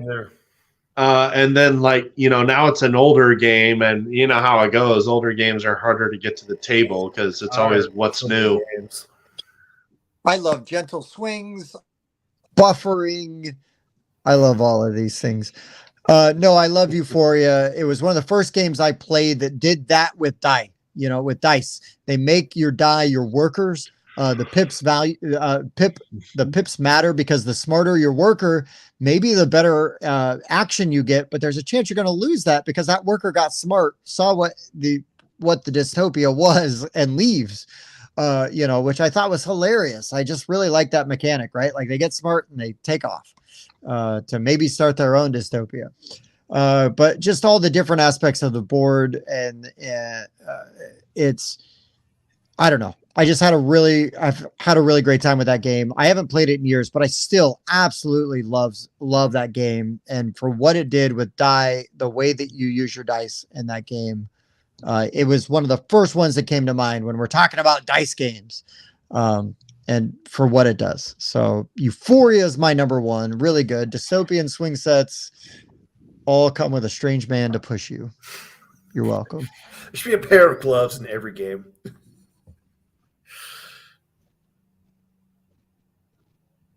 Nope. Tim Buffer again. Oh, jeez. There we go. I was buffering at a really fun time. But yeah, so Euphoria is mine. Yes, they should come with a pair of gloves. I agree, Sam. All right. So for me, I'm going to do 2 honorable mentions first because just having this discussion, there's 2 games I feel really bad about leaving out that I absolutely love and adore. The first one being Warriors. It's on my honorable mention, Sam. It's on my honorable mentions because it's so good. Because when you were explaining Cobitos, I was like, that sounds a lot like Warriors without racing to a certain extent. And then there's the combos and trying to do stuff. So Warriors was one, and then the other one was Glow. Oh, I haven't played Glow, but you talked about Glow when we saw you. You taught that to us at Dan's house the Sunday you were in town. That's right. And some of you guys didn't like it. I think it was Dan didn't like it. Well, it was probably fun. So Dan didn't like it. No, I think I was struggling because I was sitting on the wrong end of the table. There was a lighting issue, and I was missing icons on a game that has a black a monochrome kind of look to it. It's black and white. So yeah. But no, I didn't dislike it though. I think I had a weird experience because of that though. Yeah, it's okay, true. But I enjoy that game, and I love the thematic aspect to it because like light has disappeared, and so you're trying to bring light back in. And you're cutting, and you're recruiting drafting your different members, and you roll these dice. But depending on who you recruit, you get different dice, different colors. But it's really kind of cool. But I like It was Warriors unique. quite a bit. I got a bunch of stuff for it. It's a punchy little game that I like. It's not very long. It's like 40 minutes.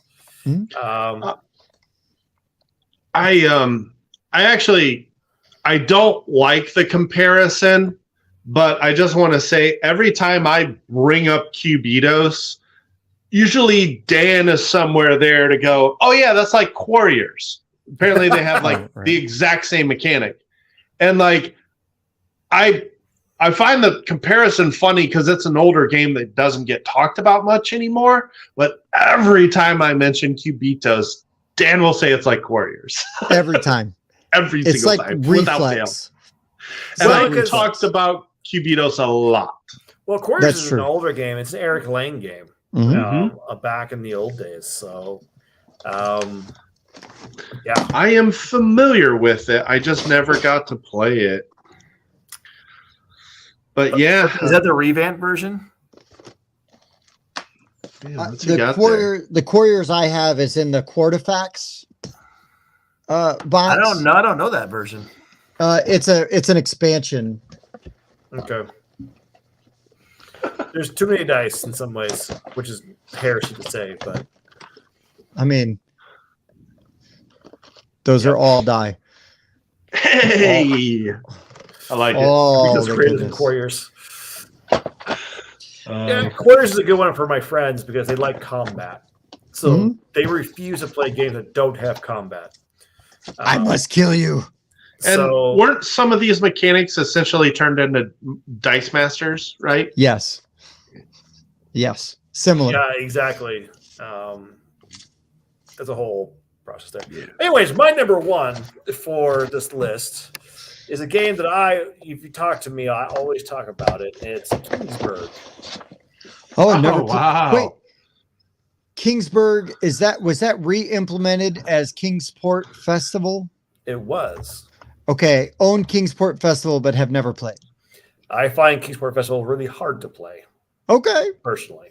okay. I find the iconography hard to do, but Kingsburg came out forever ago.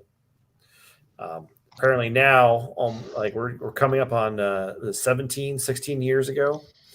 Oh wow. They did a second edition recently. 07. Wow, it's been a while. But I love Kingsburg, and what it is, it's you roll your dice, and then you're trying to play these different advisors 1 through 18, and you're being put one die down to 5, or maybe you put 2 dice together to make a 5, and so you're trying to like block people out while getting your resources in order to build your stuff. Because at the end of the year, it's all about who has the most victory points. But at the end of the year, you get attacked every year, and so you got to defend yourself while also scoring points. And so you're trying back and forth. I love Kingsburg. I have the original version with the expansion, which actually, I didn't realize this, but actually goes for a pretty penny now. Oh, wow. Is it out of print? They were the first edition is out of print. So the base game isn't that much, but it's the expansion for it. It's I can't remember what it's called.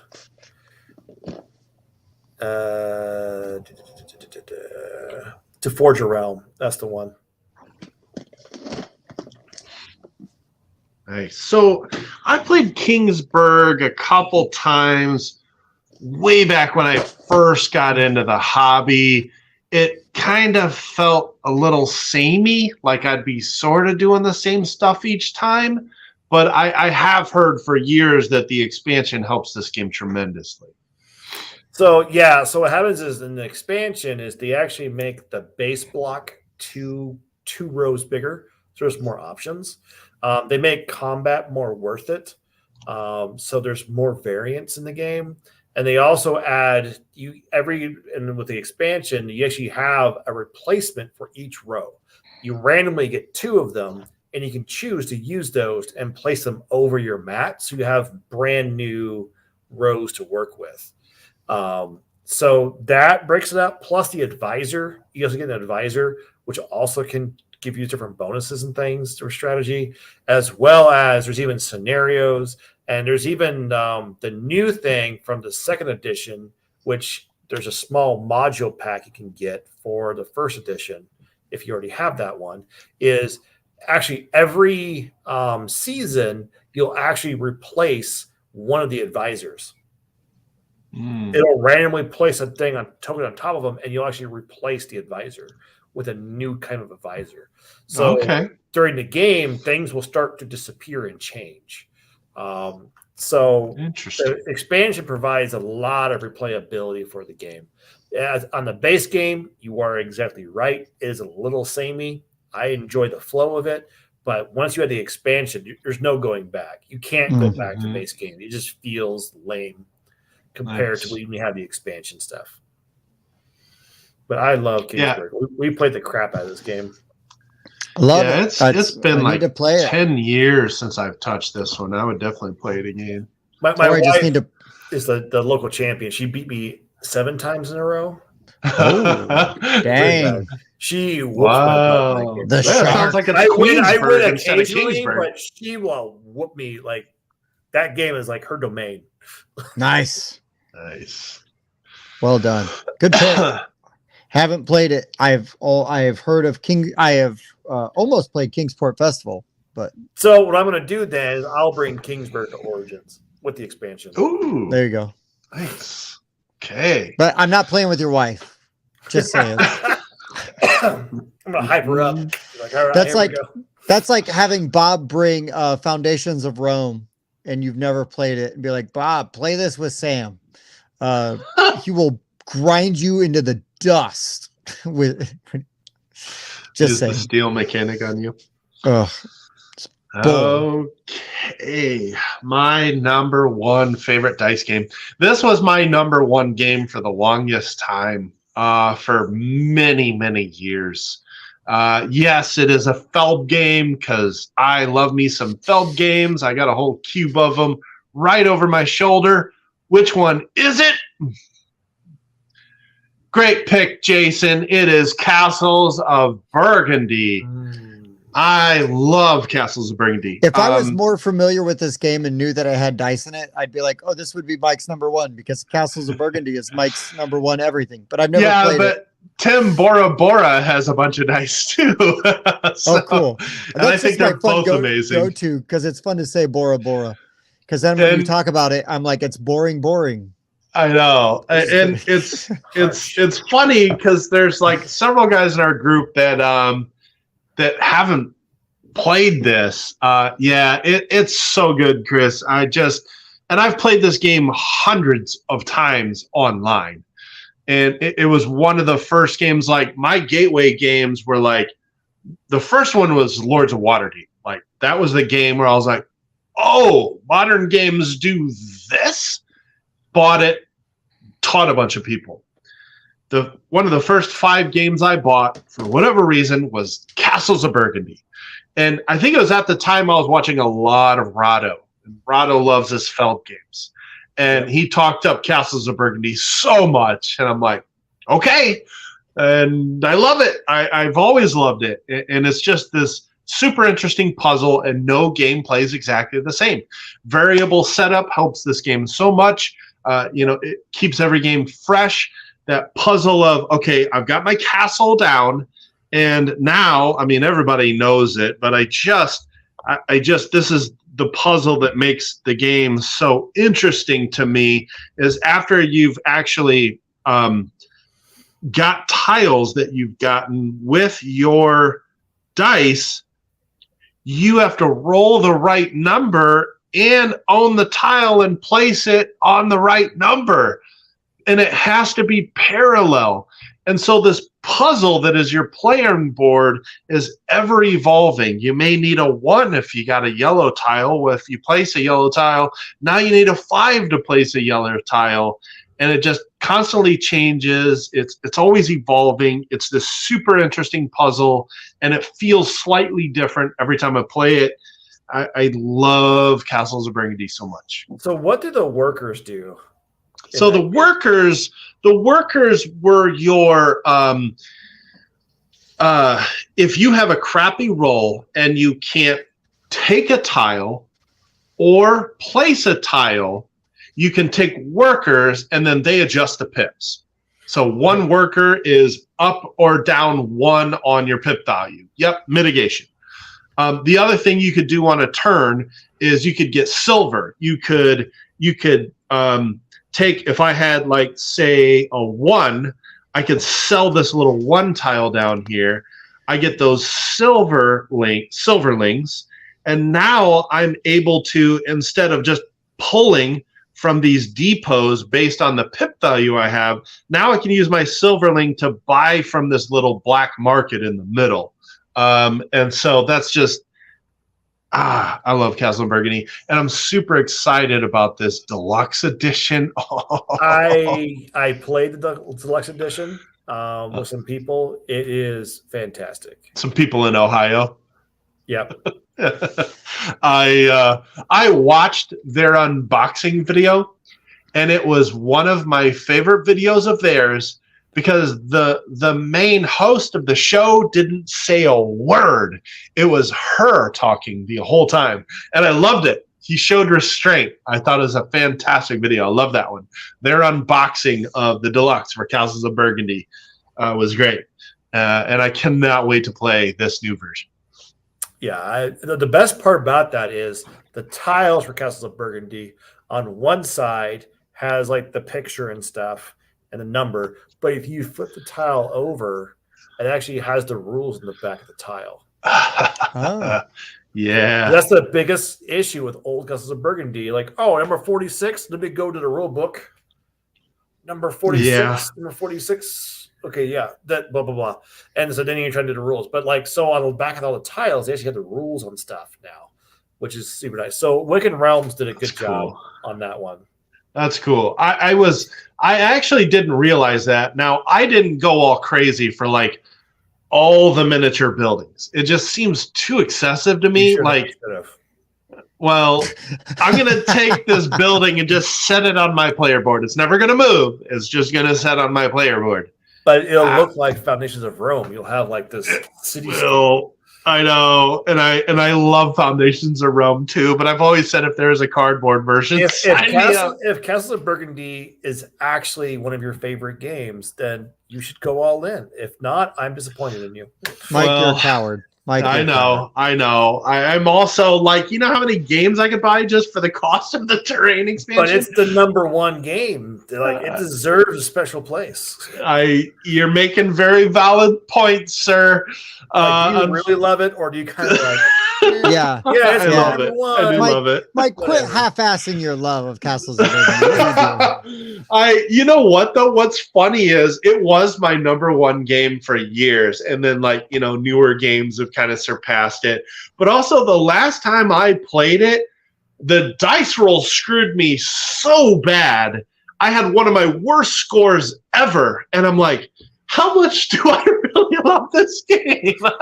And I moved. You know why? Because it knew you wouldn't buy the fancy version, so it's like, screw you. Yeah. There you go. That's fair. The ghost, right? I ain't gonna treat you right. Like, they ain't gonna do this. Yeah. The spirit of Stefan Feld was looking over my shoulder, like, you cheap son of a bitch, in a German accent. You owe me money. Yeah, Stefan Feld is somewhere on a swing being gently pushed by somebody that actually appreciates his game design. Mm-hmm. Not Mike. That could have been you, Mike. I'm not often a get all the stuff, everything for this game that's ever existed for it, including tracking down the out of print stuff that's triple the price. That's just never been my thing. Trevor says his number one is Dwellings of Eldervale. I was going to say that if the dice were more of the game, I would have put it on this list, but they're only for combat. However, I love the combat in Dwellings of Eldervale. It's Do you It's know what interesting. has better combat than Dwellings of Eldervale? You're gonna say Andromeda's Edge because I watched you play it. I watched Just that video saying. too. I watched you play it. It's a good one. So some honorable mentions. So Chris mentions his honorable mention is Tidal Blades.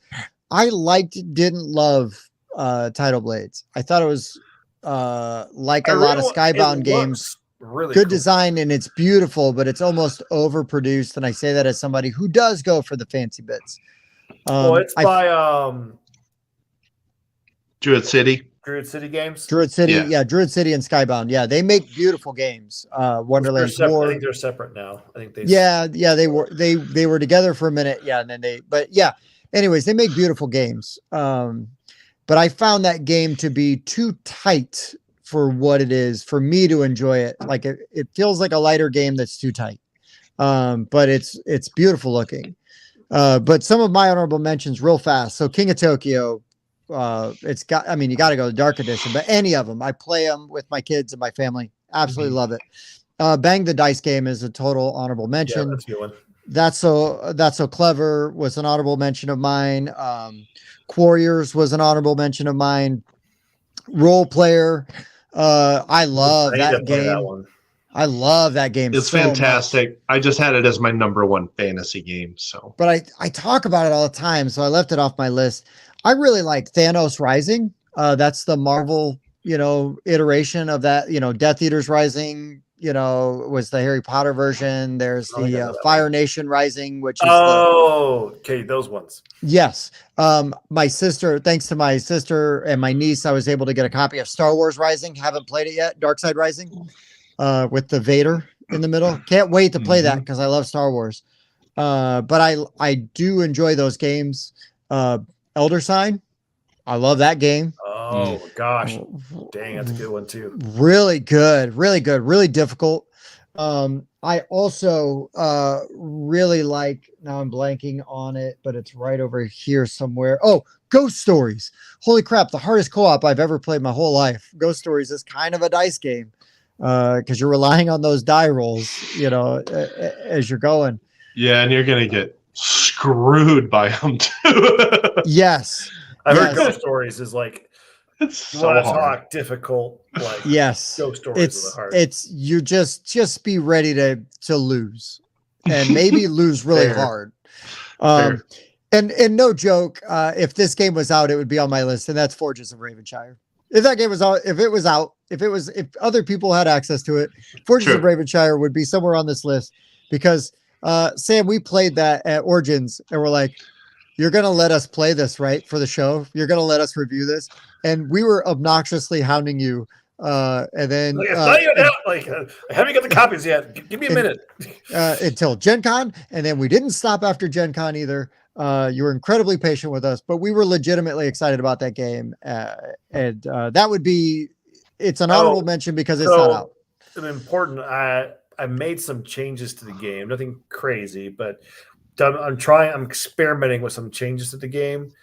So if you guys are down at Origins. Oh yeah, we kind of talked about this a little bit, like via message, but yeah, I know Bob, you're probably listening. Bob's like, wait, what? Like somewhere a gear just like totally had one of its edges sheared off. As Bob's like, huh? Yeah, Jason makes some good ones right here. He says, roll for the galaxy. I don't love Space Base, but I really like Machikoro. And I've never played Alien Frontiers. Which one did you forget, Sam? Thanks, Bob. I forgot about Valeria Card Kingdom. Oh, I haven't played it. It's a space-based Machikoro type. Okay. Where you buy cards based on numbers, like between like 2 through, I think it's 1 through 12. Right. And so you have like different things, stuff like that. And so whenever you roll a dice, something happens based on the numbers that you put. But there's a lot of combinations and quests and stuff. And it's a very good game. It's like a Machikoro or Space Base. I'm in the minority and I like Machikoro more than Space Base, but I'm fine. I can live in that. I'm probably going to buy Valeria Card Kingdom, and I might bring that to Origins and be like, Basically, we have a whole list of games that we need to play. I know, Sam. I know. So we're we're going playing to a lot of download it games afterwards. That's what we're going to do. After the show's over, every night, we're going to get together, order some food, and then just play some games. Drink some root beers. Drink some root beers, play some games. A few honorable mentions for me. Taverns was definitely one. Oh, hell yeah. Taverns is incredible. Dice Manor was one. I didn't think the dice played enough of a part of the game for me to include it, but Lords of Vegas. We talk about this game quite a bit as well, but it is extremely fun. It really kind of feels like Foundations of Rome on the Strip. Kinda, because it's got that, and I don't know what else to call this. It's building adjacency, like set collecting. Like, I'm going to get points because my building's next to that building type of stuff. Or I'm trying to build sets of stuff adjacent to this building. And the fact that you can go to someone else's casino and just roll a d6 to determine if you're going to win some money. I don't know. It's just a ton of fun. I love Lords of Vegas. Roll for the Galaxy was one of my honorable mentions as well. I love rolling tons of dice, and that's a game where you can roll loads of dice on a turn. I just feel like if I go a while without playing it, the iconography overload a little bit. Like, I'm looking at the back of that screen, I'm like, what does that do again? Yeah, there's a lot with Roll for the Galaxy. I mean, just like Race. But once I get it, I love playing it because it is a satisfying engine builder and it can be done in 25 minutes. And Rajas of the Ganges. I think Chris Charwood said this was an honorable mention. Please. This one's a good one, I think. I really want to play it. It is a good game. I will tell you, the dice are interesting, but the thing I thought was the coolest about this game is how it handled two different styles of victory points. I know there's a lot of people that really like Merchants of the Dark Road, and my complaint with that game was that, okay, if I have a public victory point condition that everybody can see, and I've got money behind my screen that everybody can't see, and the lowest denominator is where my inning score is going to start, then I have to do all the things every time. I have to do all the things that get me money, and I have to do all the things that give me points every game. Whereas with Rajas of the Ganges, I can go a strategy that gives me all points because points are a different track. Or I can go a strategy that gives me all money because that's a different victory point track. And so I feel like I can play a different strategy every time I play that game, whereas Merchants, it's like, well, I'm just balancing the same stuff every game. So that's why that one felt better to me, which has nothing to do with the dice. What's up, EXO? Yeah, Arc Nova I would say, was inspired by Rajas of the Ganges with that. The win condition, yeah. Yeah. But because you have to get them to like cross. Arc Nova is meaner and takes longer. Oh, that's so painstakingly long. It just takes so long. So you guys are not Arc Nova. It's good. I like it. I'm not wanting to play it all the time, but I found it fun. I would rather play Terraforming Mars or Underwater Cities. Well, Underwater Cities, yes. I would rather play Terraforming Mars solo. I don't want to play that with anybody because otherwise the game for me takes too long. You're not playing with the right people. Well, have you met Spencer? Well, I only played it once and it just dragged. It took so long to get things going. That game needs a Prelude expansion. Oh, EXO says that it's pronounced Trois, right? Yeah. I haven't played it. I know Andrew loves that game. I've finally played it at Andrew's because I asked him to, because I'm the one that likes the dry Euros of the group. And I didn't like it that much. I didn't think it aged well. Yeah, I thought the iconography was really confusing too, personally. Yeah, it looks like Underwater Cities. I agree. Underwater Cities is better than Terraforming. For me, is a better experience than Terraforming Mars. I've heard they're similar. Like usually they're mentioned together, kind of like they are. it's like Terraforming Mars and Underwater Cities are usually like mentioned. Yeah, They they're don't- not exactly like what was it? Terra Mystica and Gaia Project. They're not like Well, that's that the same. similar. That's the same game. I think it's even the same Yeah. company. Yeah, No, it's it's not the just a same game rethemed, but with it is. changes and stuff. But yeah, They It seem to be doesn't- very close cousins or It siblings doesn't even. feel similar at all because Underwater Cities has the whole worker placement aspect to it. It's just that if you can play a card that matches the color of where you went, then you could also do this bonus thing with your card. And that feels really good when you get that synergy to work. It does. What Arc Nova boils down to is tag chasing. And while Terraforming Mars does do that, what I like is give me an engine that lets me pile up a bunch of stuff. And then I get to decide what to do with all of that stuff. Those are my favorite engine builders. Kind of like Forges. You get all I that saw that stuff. coming from a mile away. You get all that stuff. And I remember Sam said, if there's a will, there's a way. If you think you can do it, you can do it. Mike, and I was you like, hack. no, Mike, you're a shill. You're a hack. How dare you? How dare dude, you? I am a total shill. I got paid absolutely nothing for this. I say this Um, as somebody who has already mentioned 2 of Sam's games. Right. you're a total But shit. no. I can't believe it. Yeah, I can't Those- believe you would do that. I don't like chasing tags. Give me a bunch of crap. Give me tangible things. These are the things I earned with my engine. And now I can choose what to do with all that crap I generated. And Arc Nova just doesn't give me that feel. I like Arc Nova. I just think it's the same problem Wingspan has. There's too many cards. Oh, I mean that deck is huge. It's massive. It's What massive. The problem is, probability wise, yes, it matches, but there's another stat called variance. And variance means that you may not run it. Yes, the probability of pulling that card is X number percentage, but there's a chance that there's a variance where maybe that all those cards are on the bottom or something like that. So you may be trying to chase a tag, but then you'll not run into. You're not going to see enough of those tags. I found sometimes similar problems with Earth, and the decks aren't even as big in Earth. Terraforming Mars is a big deck, but they surprisingly make it work with Terraforming Mars. Yeah, I feel like I had easier access to those tags in Terraforming Mars. I'll agree with that. It's kind of interesting. Actually, Terraforming Mars is a game I didn't think I would like. I actually ended up really liking that game, and that's because the guy who taught me was a Terraforming Mars fanatic. Which in a good way, because I love Ben. Ben's a good guy, Ben Wolf, but he's like, don't you ever dare play this game without the prelude. Oh, okay. Don't be that guy. And Don't- always play draft. Don't start with this hand crap. No, you Always play play draft, draft. and Agree. you always play with the prelude. If you don't do that, you need to tell them no and walk away.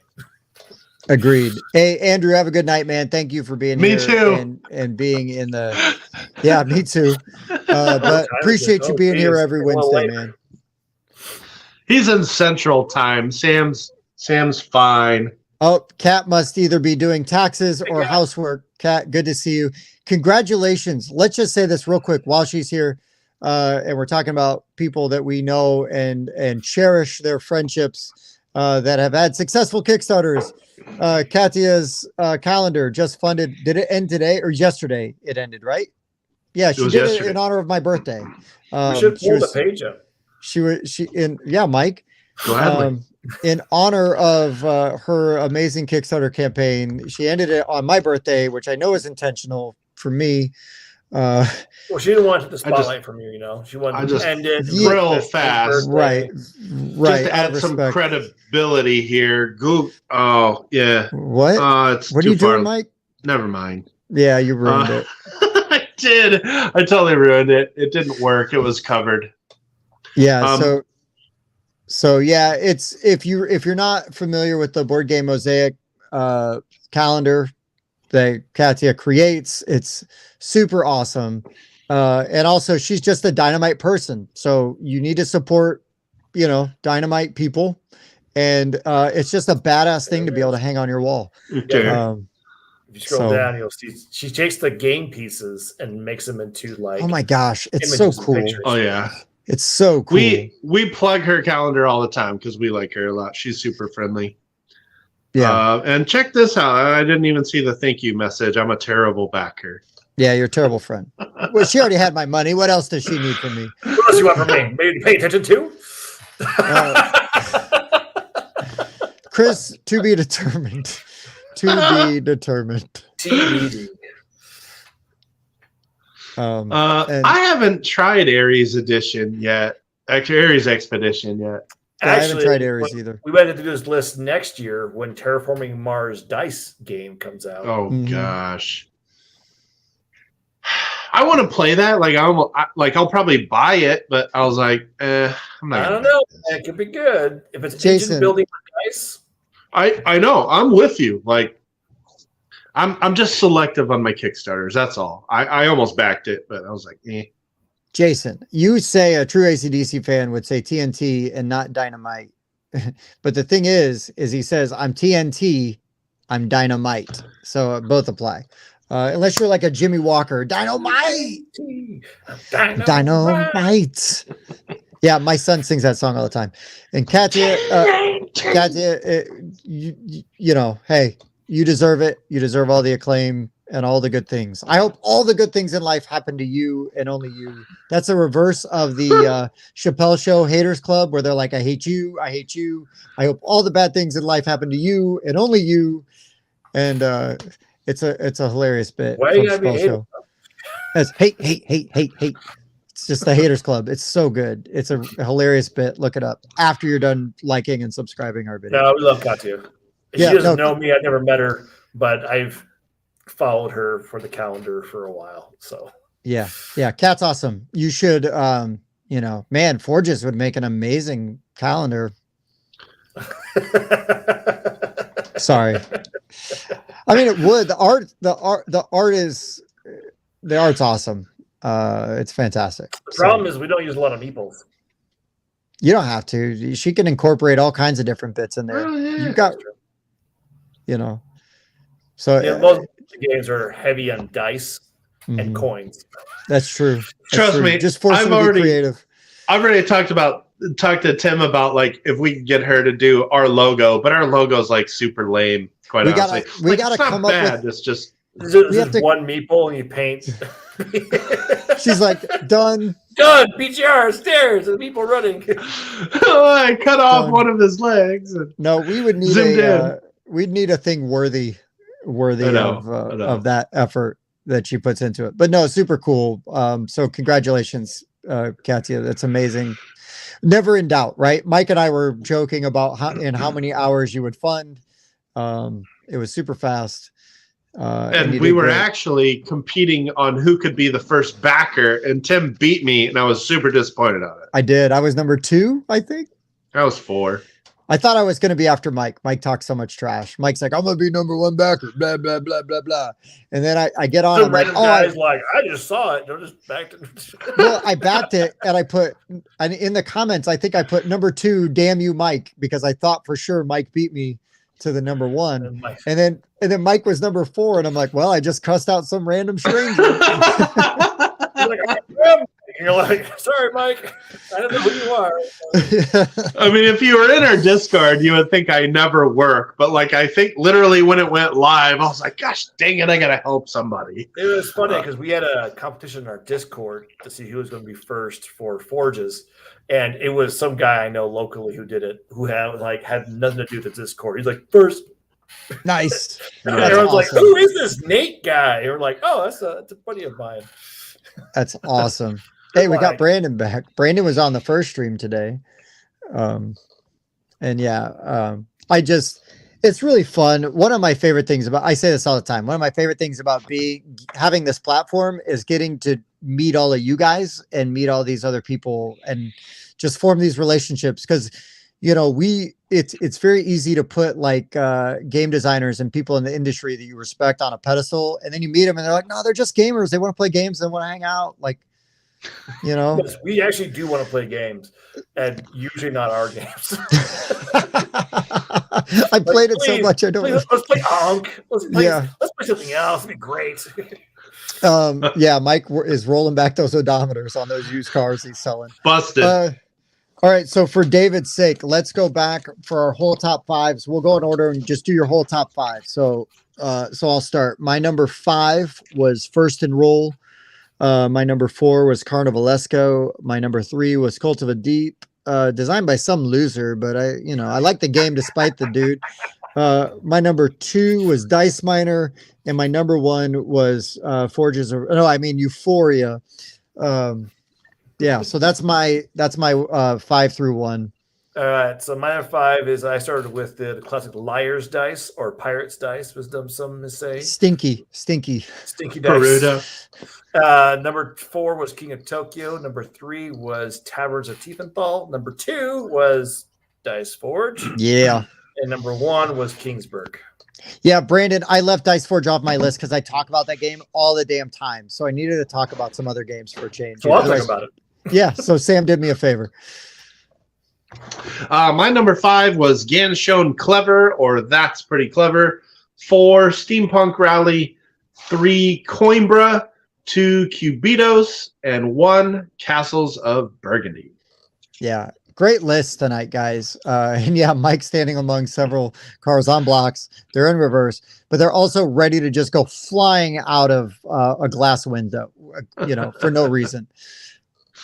And yeah, Brandon, it is one of the all-time best dice games, in my opinion. But I needed to talk about something other than Dice Forge because I feel like I talk about that game all the time. It's the right mix of everything together. Now, the rulebook could be use a rewrite because there's some weird stuff in that rulebook. But that being said, overall, thankfully, I had it taught to me by somebody who's really good at teaching games, not my sister. And I love you, Julia. No, Julia is like me. We always critically leave out a rule by accident. But once you already kind of know how to play the game, it's pretty intuitive. So I didn't have the experience of trying to learn it out of the book. I had it taught to me and went from there. David, I have not. I backed it because I love it, and I have not played this game since. Unfortunately, I really needed to get it out. You backed it? Steampunk Rally Fusion, I did, yes. And you have it? I do.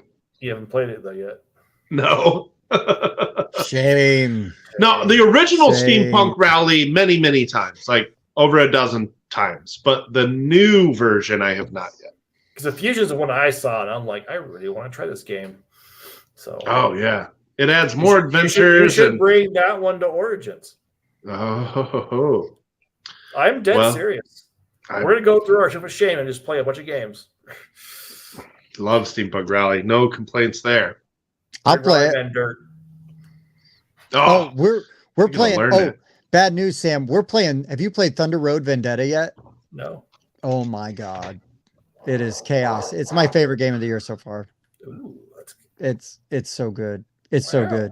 I know, Mike. That's a spoiler for the review that's coming out. It's so good. When is our review live? I don't know, but that game is pure chaos. You just plan on getting screwed in that game. It's so much fun. It's wild. It's madness. You're just ramming cars. Games where it's just like, well, I'm gonna find out what happens. We were just like, oh, if I do this, it may not be my optimal move, but this might be the craziest move I could do because it's just going to totally flip the board state. And so we kept doing those moves and laughing and standing up and yelling. Like, here you go. Oh, fail. Oh, you fail. Oh, and when it goes off, you're like, I'm a god. I'm so amazing. It's so funny because there's dice in the game. It could have been on the list, but I felt like it might have been a little bit of a stretch, but when you slam into another vehicle, you roll a directional die and a die for which vehicle you're going to move. So if you slam into a vehicle and then that vehicle moves into a new vehicle, then you roll again for an additional slam. And then it's just, there's flying into things. You can blast people into walls. Everybody's got 3 vehicles that you can use. And when the game ends, if you can get across 5 tiles of the track, which I haven't seen yet, or when one player loses all of their vehicles, then the farthest tile becomes the last tile, and then whoever crosses the finish line wins. And I lost 2 of my vehicles right off the bat. and I didn't win, but I didn't lose either. It was so crazy. It was so nuts. There's ramps. I mean, there's just so many crazy things. Your car catches on fire. It can give you more movement. It can blow up your car. Dan, that's the only way Dan lost vehicles. He kept setting his car on fire, and then he would roll the worst thing, 1 in 6 chance, and he'd blow his car up. It was hilarious.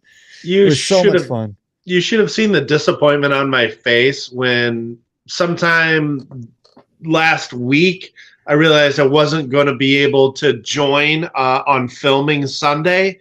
And then Tim's like, oh, that's too bad because we're playing Thunder Road. I'm like, oh, yeah, that's terrible. I hate racing games. Wow. Mm-hmm. Cool. And then I sent him a message that was like, it sucks. And he's like, really? And I'm like, no, it's amazing. I definitely said some curse words afterwards. Yeah. Well, Mike, we are playing it this weekend. We're getting together for some games at Mike's house this weekend, and it is getting played because I don't care, man. It's so much fun. So that's awesome. But anyway, so strong recommend, Sam. We'll have it at Origins because I was like, this is a game we're playing. Let's get a list together. Seriously, we need to get a running list. Yes. And we'll get Paul in there, and we'll get Mike Giuliano from Full 42. We're going to get some people. They're going to want to play some games with us. So we've got Unk, we've got Steampunk Rally Fusion, we've got Thunder Road, Cthulhu Wars. Oh, jeez. Now the Unk, you're bringing the full version, Tim? Yeah. I've got a buddy that is painting a few of my bits. I got to get him back from him, because he's only painted like 1 or 2 pieces. So I need to get them all back from him so that I can take it to Origins. Okay. But the one piece that I know is completely painted looks amazing. And I'll bring the full version of Kingsburg. There you go. Expansions. And then we'll see. We'll go with the list. Excited to meet you too, Gem Time Game Guy. Yeah, that's Paul. I can't wait to meet him in real life too. It's going to be fun. But all right, you need to pick his brain. My phone is gonna die soon, so it's a really good timer to make me get off this call. It's gonna be a real hard time settling down and going to sleep because I've had so much fun. It's almost like you've been streaming for like 5 hours or something. Almost. We did take a half-hour break. That was nice. But Sam, thank you so much for coming on, man. We've talked about doing this for a while. We were going to try to do it earlier while Forges was still going on. You guys, it was really busy with a lot of stuff, and just I was traveling for work and Gamma and everything, and then I knew we'd get you on sometime. Like we just keep. It's like getting to play Forges early. It's like we're just going to keep harassing this guy until he does what we want. It's all good. It was fun. I'm looking forward to seeing everybody at Origins. So man, it's going to be so much fun because at Origins it was kind of like get to know you guys. Let's get comfortable with each other, and now we're already past that point, right? So we've gone past the point. We're gonna hit the ground running. It's going to be a great time. Mike, thank you so much, man. I know Wednesdays are tough for you, but I don't care how bad or stressful my work day is. Wednesdays are so awesome and fun and exciting. So it's a good time. Always they are totally worth it. Every time. Sam, you're awesome. Thanks for coming, man. Thanks for having me. Yeah, we're going to have you again, Sam. We'll make you pick another list. We'll shoot down your first 7 ideas. And then Mike will be like, okay, yeah, we can do that one. It'll just be dice games. Dice games again. Let's do it. Like worst 5 dice games. Worst 5 dice games. Ooh, love it. Negative reviews sell. Sorry. So clickbaity. I mean, they do, sadly, unfortunately. Well, it's part of the marketing thing that people are 7 to 10 times more likely to share something negative than something positive. What's really funny is I thought it would be funny to do, but we'd have to do it with somebody we know. We could be like, Forges of Ravenshire is the worst game I've ever played. It like is our title. And then the first thing we do is say, just kidding, we love this game. And then we just do a review of the game that's straight. But it's totally misrepresented by the clickbait title. The clickbait title. We're like, hey, well, since you're here. The problem is people get mad about that. Oh, they do. They do. Very upset. So you gotta be careful. Yeah. We'd lose both subscribers that we already have. That would be was just trying to say,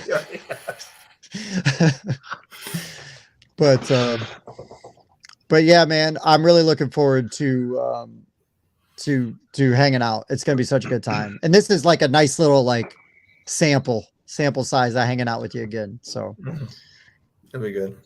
But yeah, all right, guys. Thank you so much for everybody that has been here. Please like and subscribe if you found any of this entertaining. Give us a thumbs up. Give us that meh hand if you can find one.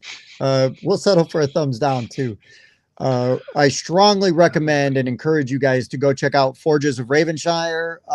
They are taking late pledge orders until Sam decides he is done with it. Just kidding. And also check out your FLGS for Cult of the Deep if that game sounded like it was interesting to you. Strong recommends from the channel before we were even friends with Sam. So, and of course, go find the BA Games booth at Origins. There. Yeah, if you find us, we're gonna send you to there and ask you to give Sam a gentle push. Yes. I'm gonna start swinging at people, right? Wes screwed you over so bad. Yeah. He screwed you over so bad. It's amazing. I love it. No, I love this community. I love you guys. I love the fellowship that we all have. It's so good. It's so good. All right, Mike. Anything else before we go? Nope. It's been a blast, but it's been a long day as well. Yeah, it has. Sam, you're the best. You're such a good sport, brother. I'm so glad Thanks, you're man. here. I appreciate it. Have some root beer and a sarsaparilla on us. And sarsaparilla. We will see you guys. Yeah, David, real quick. I do agree. BA Games needs a Mr. T standee. BA Baracus. Yeah, Baracus. He's got a headband and everything.